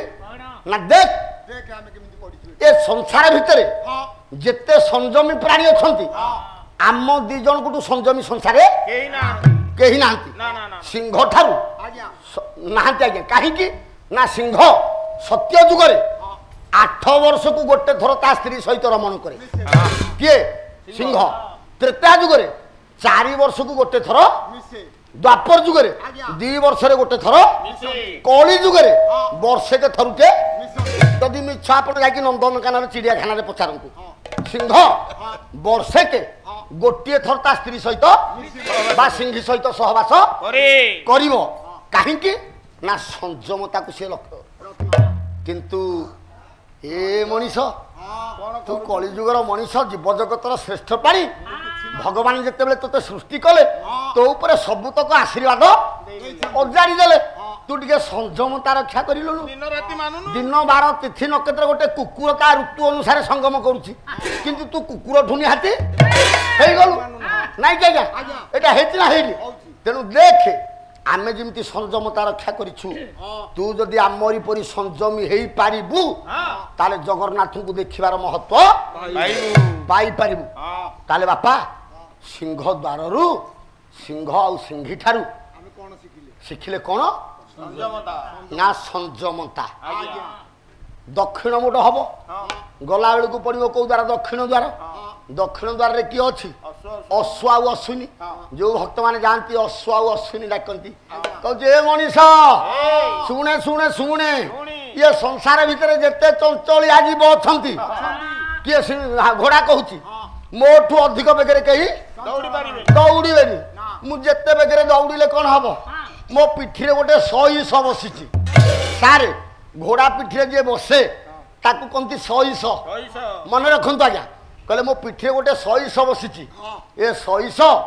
ଯୋଉଠି ବାଘଟାକୁ ଭିଡ଼ି ଦଉଛି ମୁଁ ସେଇଠି ଯେତେ ଦ୍ରୁତରେ ଗଲେ ମଧ୍ୟ ମୋ ବ୍ରେକ୍ଟା ସେଇଠି ରହିଯାଉଛି କିନ୍ତୁ ତୋ ମନ ତ ସବୁବେଳେ ଚଞ୍ଚଳ ତୁ ନା ମନ୍ଦିର ଭିତରକୁ ଯିବୁ ଜଗନ୍ନାଥଙ୍କୁ ଦେଖିବା ଉଦ୍ଦେଶ୍ୟରେ ଯାଉଛୁ ଗଲାବେଳେ ଜଗନ୍ନାଥ ତ ଗମ୍ଭୀର ଭିତରେ ଅଛନ୍ତି ଆଗ ମନ୍ଦିର ବାଡ଼ିରେ ତୋ ନଜରଟା ପଡ଼ିବ ନାଇଁ ମନ୍ଦିର ବାଡ଼ିରେ ତୋ ନଜରଟା ପଡ଼ିବ ମନ୍ଦିର ବାଡ଼ିରେ କ'ଣ ଅଛି ସବୁ ଅଶ୍ଳୀଳ ଚିତ୍ର ନାଇଁ ଆଜ୍ଞା ନଗ୍ନ ଚିତ୍ର ଅଛି କହିଲା ମନ୍ଦିର ଭିତରେ ଯେତେବେଳେ ତୋ ମନଟା ଯାଇକି ନଗ୍ନ ଚିତ୍ର ଉପରେ ରହିବ ତୁ ମନ୍ଦିର ଭିତରକୁ ଯିବା ପର୍ଯ୍ୟନ୍ତ ସେ ଚିତ୍ର ଉପରେ ତୋ ମନଟା ରହିଥିବ ଆଉ ଜଗନ୍ନାଥଙ୍କୁ ଦେଖିବାର ସାର୍ଥକ ତୁ ପାଇପାରିବୁନୁ କାହିଁକି ନା ଜଗନ୍ନାଥଙ୍କ କ୍ଷେତ୍ରରେ ସବୁ ପୂଜା ପାଆନ୍ତି ସବୁଠି ନଗ୍ନ ଭଗ୍ନ ନ ପୂଜେ କିନ୍ତୁ ଏଠି ନଗ୍ନ ଭଗ୍ନ ପ୍ରପୂଜେ ଦେଖନ୍ତୁ ଆମେ ଛନୁ ଆଜ୍ଞା ସବୁ ଜାଗାରେ ନଗ୍ନ ଭଗ୍ନ ନ ପୂଜେ କିନ୍ତୁ ଜଗନ୍ନାଥଙ୍କ କ୍ଷେତ୍ରରେ ନଗ୍ନ ଭଗ୍ନ ପ୍ରପୂଜେ ତେଣୁ ରେ ମଣିଷ ତୋ ମନ ରୂପକ ଘୋଡ଼ାରେ ତୁ ଗୋଟେ ବିବେକ ରୂପକ ଲଗାମ ଲଗା ମୋ ପିଠିରେ ଯେମିତି ମୋ ସଇସ ଗୋଟେ ଲଗାମ ଲଗେଇଛି ତୋ ମନ ରୂପକ ଘୋଡ଼ାରେ ବିବେକ ରୂପକ ଲଗାମ ଦେଲେ ମନଟା ଯେତେବେଳେ ଅବାଟକୁ ଯିବ ସେ ବିବେକ ରୂପକ ଲଗାମଟା ତାକୁ ବ୍ରେକ୍ ଦବ ବ୍ରେକ୍ ଦେଲେ ତୁ ଜଗନ୍ନାଥଙ୍କୁ ଦେଖିବୁ ତୁ ଦେଖିବାର ସାର୍ଥକତା ପାଇବୁ ଆଜ୍ଞା ବିବେକ ଶୂନ୍ୟ ମନୁଷ୍ୟ ଘୋଡ଼ା ଠାରୁ ଶିଖିଲା ବିବେକତା ଦେଖନ୍ତୁ ଆଜ୍ଞା ପୂର୍ବ ଦ୍ୱାରୁ ଶିଖିଲା କ'ଣ ସଂଯମତା ଦକ୍ଷିଣ ଦ୍ୱାରୁ ଶିଖିଲା ବୁଲି ଆସିଲା ପଶ୍ଚିମ ଦ୍ୱାରକୁ ପଶ୍ଚିମ ଦ୍ୱାରକୁ ଯେତେବେଳେ ଚାଲି ଆସିଲା ପଶ୍ଚିମ ଦ୍ୱାରରେ ବ୍ୟାଘ୍ର ଆଉ ବ୍ୟାଘ୍ରିଣୀ ଅଛନ୍ତି ଇଏ ଦି ଜଣ ଯାକ ଡାକିଲେ କହିଲେ ଏ ମଣିଷ ଇଏ ସଂସାରରେ ଯେତେ ଜୀବ ଅଛନ୍ତି ସବୁଠୁ ହିଂସ୍ର କିଏ ସାରେ ବାଘ ସିଂହ ନୁହଁ ବାଘ ବାଘୁଣୀ ଠାରୁ ହିଂସ୍ର ଆଉ ହିଂସ୍ରିକା ସଂସାରରେ କେହି ନାହାନ୍ତି ହେଲେ ଆମେ ଯେତେ ହିଂସ୍ର ହେଲେ କ'ଣ ହବ ଆମ ହିଂସ୍ର ପ୍ରବୃତ୍ତି କି ସବୁ ସମର୍ପଣ କରିଦେଇଛୁ ପ୍ରଭୁଙ୍କ ପାଖରେ ଆମ ମଣିଷ ସମାଜ ଭିତରେ ସବୁଠୁ ହିଂସ୍ର ଆଜ୍ଞା କିଏ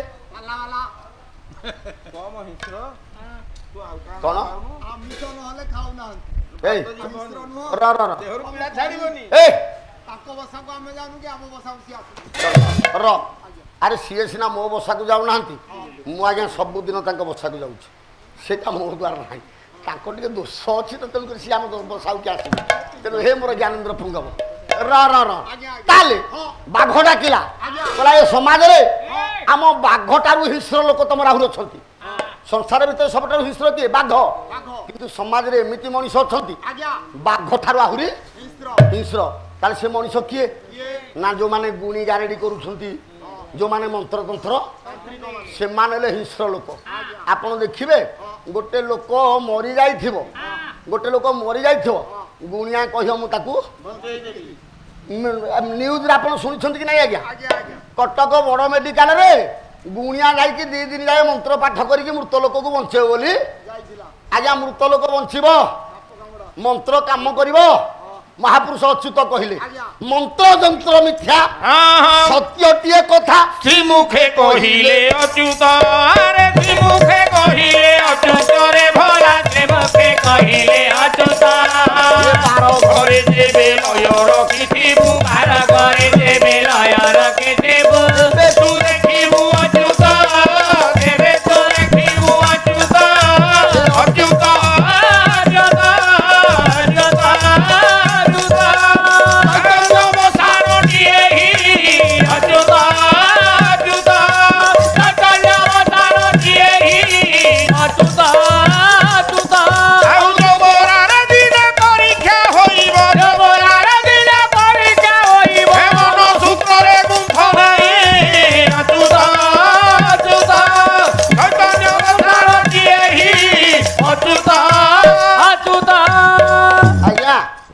ଆପଣମାନେ ଶୁଣିଥିବେ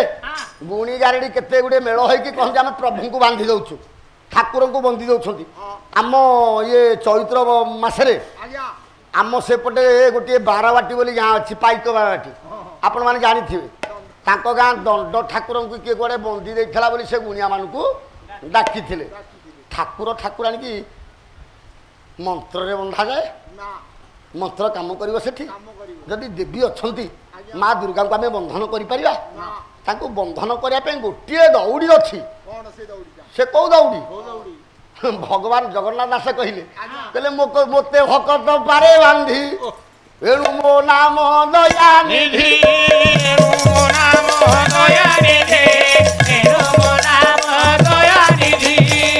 ଭକ୍ତି ରଜୁରେ ବନ୍ଧା ହେବେ କିଏ? ପ୍ରଭୁ। ଭକ୍ତି ଡୋରିରେ ବନ୍ଧା ହେବେ ମା। ଆଉ ମନ୍ତ୍ର ଯନ୍ତ୍ରରେ ପ୍ରଭୁ ମା କେହି ବନ୍ଧା ହେଇପାରିବେନି। ତେଣୁ ବାଘ ବାଘୁଣୀ କହିଲେ ତୋ ମନ୍ତ୍ର କାମ କରିବନି, ଯନ୍ତ୍ର କାମ କରିବନି, ଗୁଣି ଗାରେଡ଼ି କିଛି କାମ କରିବନି। ତୁ ଯଦି ଜଗନ୍ନାଥଙ୍କୁ ଦେଖିବାକୁ ଯାଉଛୁ, ଆମେ ଯେମିତି ଆମ ହିଂସା ପ୍ରକୃତି କି, ଆମ ହିଂସ୍ର ପ୍ରବୃତ୍ତି କି ପ୍ରଭୁଙ୍କ ନିକଟରେ ସମର୍ପଣ କରିଦେଇଛୁ, ତୁ ଯଦି ସମର୍ପିତ ହେଇଯିବୁ, ସମର୍ପଣ ହେଇଯିବୁ, ତାହେଲେ ଜଗନ୍ନାଥଙ୍କୁ ଦେଖିବାର ମହତ୍ଵ ମିଳିଯିବ। ବୁଲି ଆସିଲା ତୃତୀୟ ଦ୍ୱାରରୁ ଶିଖିଲା ସମର୍ପଣ। ନାଇଁ ମୁଁ କହିଛି ଚାରି ଦ୍ୱାରରୁ ମନୁଷ୍ୟ ଚାରିଟା ଶିକ୍ଷା ପାଇବ। ଚାରି ଦ୍ୱାର କିଏ କି? ଧର୍ମ ଅର୍ଥ କାମ ମୋକ୍ଷ। ଇଏ ହେଲେ ଚାରିଟା ଦ୍ୱାର। ସତ୍ୟ ଶାନ୍ତି ଦୟା କ୍ଷମା ଇଏ ହେଲେ ଚାରିଟା ଦ୍ୱାର। ବ୍ରାହ୍ମଣ କ୍ଷତ୍ରିୟ ବୈଶ୍ୟ ଶୂଦ୍ର ଇଏ ହେଲେ ଚାରି ଦ୍ୱାର। ଆଲୋଚନା କରିବାକୁ ତା ଉପରେ ଆଜ୍ଞା ସମୟ ନାହିଁ। ବୁଲି ଆସିଲେ ଉତ୍ତର ଦ୍ୱାରକୁ। ଉତ୍ତର ଦ୍ୱାରକୁ ଆସିଲା ବେଳକୁ ବାଘ ଏଇ ହାତୀ ଆଉ ହସ୍ତି ହସ୍ତିନି ଗଲା, ହାତୀ ହାତୁଣୀ ହସ୍ତି ହସ୍ତିନି କରି କରିଣି ଦି ଜଣ ଯାକ ଅଛନ୍ତି। ସିଏ ଡାକିଲା କହିଲା ଏ ମଣିଷ ତୁ ଜଗନ୍ନାଥଙ୍କୁ ଦେଖିବାକୁ ଯାଉଛୁ ଟି? ଦେଖେ ଦେଖେ ଦେଖେ ଆମେ ଦି ପ୍ରାଣୀ ଯାକ ଏଇଠି ପଡ଼ିଛୁ। ସଂସାର ଯାକରେ ଯେତେ ବୃହତ୍ତକାୟ ଶରୀର ବିଶିଷ୍ଟ ପ୍ରାଣୀ ଆମଠୁ ଆଉ ବଡ଼ ଶରୀର କାହାର ନାହିଁ। ହେଲେ ମଣିଷ ଗୋଟେ କଥା ଶୁଣିବୁ, ଆମ ଶରୀରଟା ସିନା ବଡ଼, ଆମ ଆଖି ଦିଟା ଖୁବ ଦେଖ। ହାତୀ କେତେ ସୁନ୍ଦର ନ୍ୟାୟ ଦଉଛି ଆଜ୍ଞା। କହିଲା ଆମ ଶରୀରଟା ସିନା ବଡ଼, ଆମ ଆଖି ଦିଟା, ଅର୍ଥାତ ମୋ ଶୂଳ ଶରୀର ଭିତରେ, ମୋ ସ୍ଥୂଳ ଦେହ ଭିତରେ ମୋ ଆଖି ଦିଟା ହଉଛି ସୂକ୍ଷ୍ମ। ତେଣୁ ତୋ ମନଟା ହଉଛି ସ୍ଥୂଳ। ବୁଝଉଛି କି ହାତୀ? ତୋ ମନଟା ହଉଛି, ତୋ ମନ ରୂପକ ହାତୀଟାକୁ ତୁ ସୂକ୍ଷ୍ମ ଚିନ୍ତାଧାରା ଯେ ପର୍ଯ୍ୟନ୍ତ ନ କରିଛୁ ସେ ପର୍ଯ୍ୟନ୍ତ ପ୍ରଭୁଙ୍କୁ କାହିଁକି ଭାଗବତ କଣ କହିଲେ? ଅଳ୍ପ ସୂକ୍ଷ୍ମେ ସାଧ୍ୟ କରି ଭବ ସାଗରୁ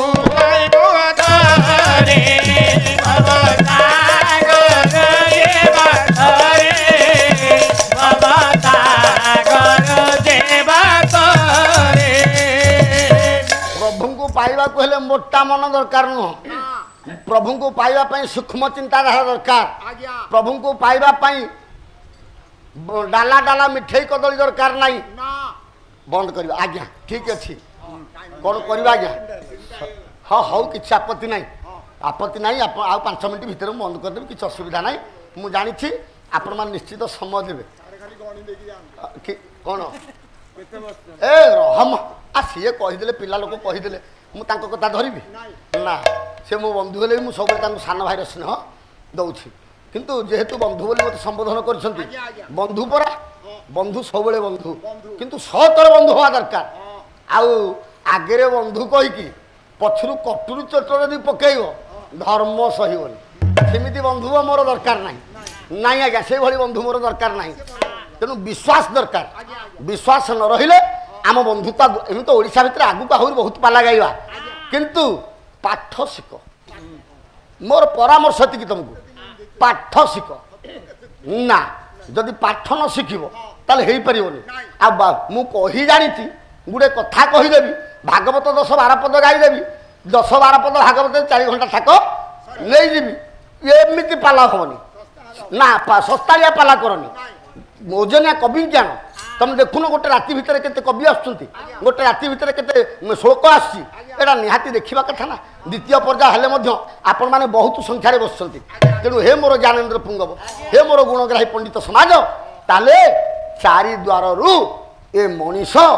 चारि प्रकार शिक्षा को जदि काम रे लगेई पारला ताले जगन्नाथ को देखिबार सार्थक आज्ञा आमे पाइबा तेणु हे मोर ज्ञानेन्द्र पुंगव आउ कथा कहवा को समय नाई बंधु कही बलराम दास जमी माँ लक्ष्मी की गाली करथिले आउ किए माँ लक्ष्मी की गाली करथिले जगन्नाथ दास पूरा गाली करथिले ये जमी कहते लुणियाणी झील जगन्नाथ दास छोटा होगी पड़ी लक्ष्मी बेताल मान को पठेकी जगन्नाथ दास को छोटा करी यही बाट देकी जिते ये छोटे छोटे चली चली जी लक्ष्मी मंदिर देकी जगन्नाथ दास डाकिबे तबे था लोटेरी मु जाऊची तार गोटे किंब समय ना कहवाई आज्ञा था लोटेरी मु तेणु भक्त बहुत भक्त लक्ष्मी की गाली करके जगन्नाथ को पाई किए सी ये पंचसखा पंचसखा के व्यतिरके आउ कहीं जगन्नाथ को जो पंचसखा ओडिशार भविष्य वक्ता कलिजुगर पंचसखा कलिजुगर भविष्य निर्घंट खाली कलिजुगर नुह चारि जुगरे ए पंचसखा आज्ञा सत्य जुगरे पंचसखा किए गार्गव कृपाजल स्वयंभुव मनु नारद ये ना सत्य जुगर पंचसखा त्रेता जुगर पंचसखा किए नल नील सुसेन जाम्बवान हनुमान ये त्रेता जुगर पंचसखा द्वापर जुगर पंचसखा किए सुरथ सुबल शिवच बट्टू मधुमंगल ये गले आज्ञा पंचसखा कलिजुगर जय च्युत जय अनंत जय जय बलराम जय च्युत जय अनंत जय जय बलराम जय च्युत जय अनंत जय जय बलराम जय च्युत जय अनंत जय जय बलराम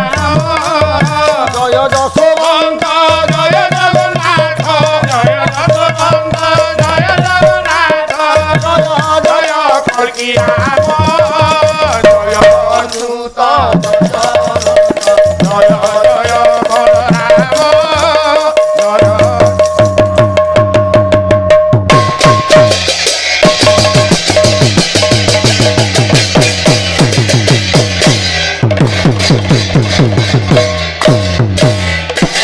आउ आगम भाव को तेणे जाने जशोवंत आउ गार कोटा भाव टीजे जानती अनंत जय च्युत जय अनंत जय जय बलराम आउ अच्युत नागत तू अच्युत भनई जय च्युत जय अनंत जय जय बलराम बलराम दास भक्ति भाव कुब हई बलराम दास तत्व बारे बखा नई जय च्युत जय अनंत जय बलराम भक्तिर भाव को तेणे जाने जगन्नाथ जय च्युत जय अनंत जय जय बलराम ए पंच सखा बंदी ओडिशा महंत जय च्युत जय अनंत जय जय अगम्य भाव जाने जशोवंत गार कटा जंत्र जाने अनंत अतीत नागत अच्युत भने बलराम दास तत्व बखाणे भक्तिर भाव जाने जगन्नाथ ए पंचसखा ओडिशा महंत पंचसखा भाव में ओडिशा ये विख्यात तेणु शुणुले गुणीजन देई करी मन जय अनंत आज्ञा जहा जहा न्याय मान हेला लोचन जय च्युत जय अनंत आउ दोषा दोष थिले मोर करिले मार्जन मार्जन जय च्युत जय अनंत आउ दोष न धरिले सहजे बालुतन नंदन जय च्युत जय अनंत आउ अल्प बयस मोर अल्प जे शिक्षा जय च्युत जय अनंत आपणक आगे मुही कि करी व्याख्या जय च्युत जय अनंत जय जय बलराम आउ हरि बोल हुड़ हुई एक स्वर देव जय च्युत जय अनंत देवे दळे पुଅ बसा घरे जीव जय च्युत जय अनंत जय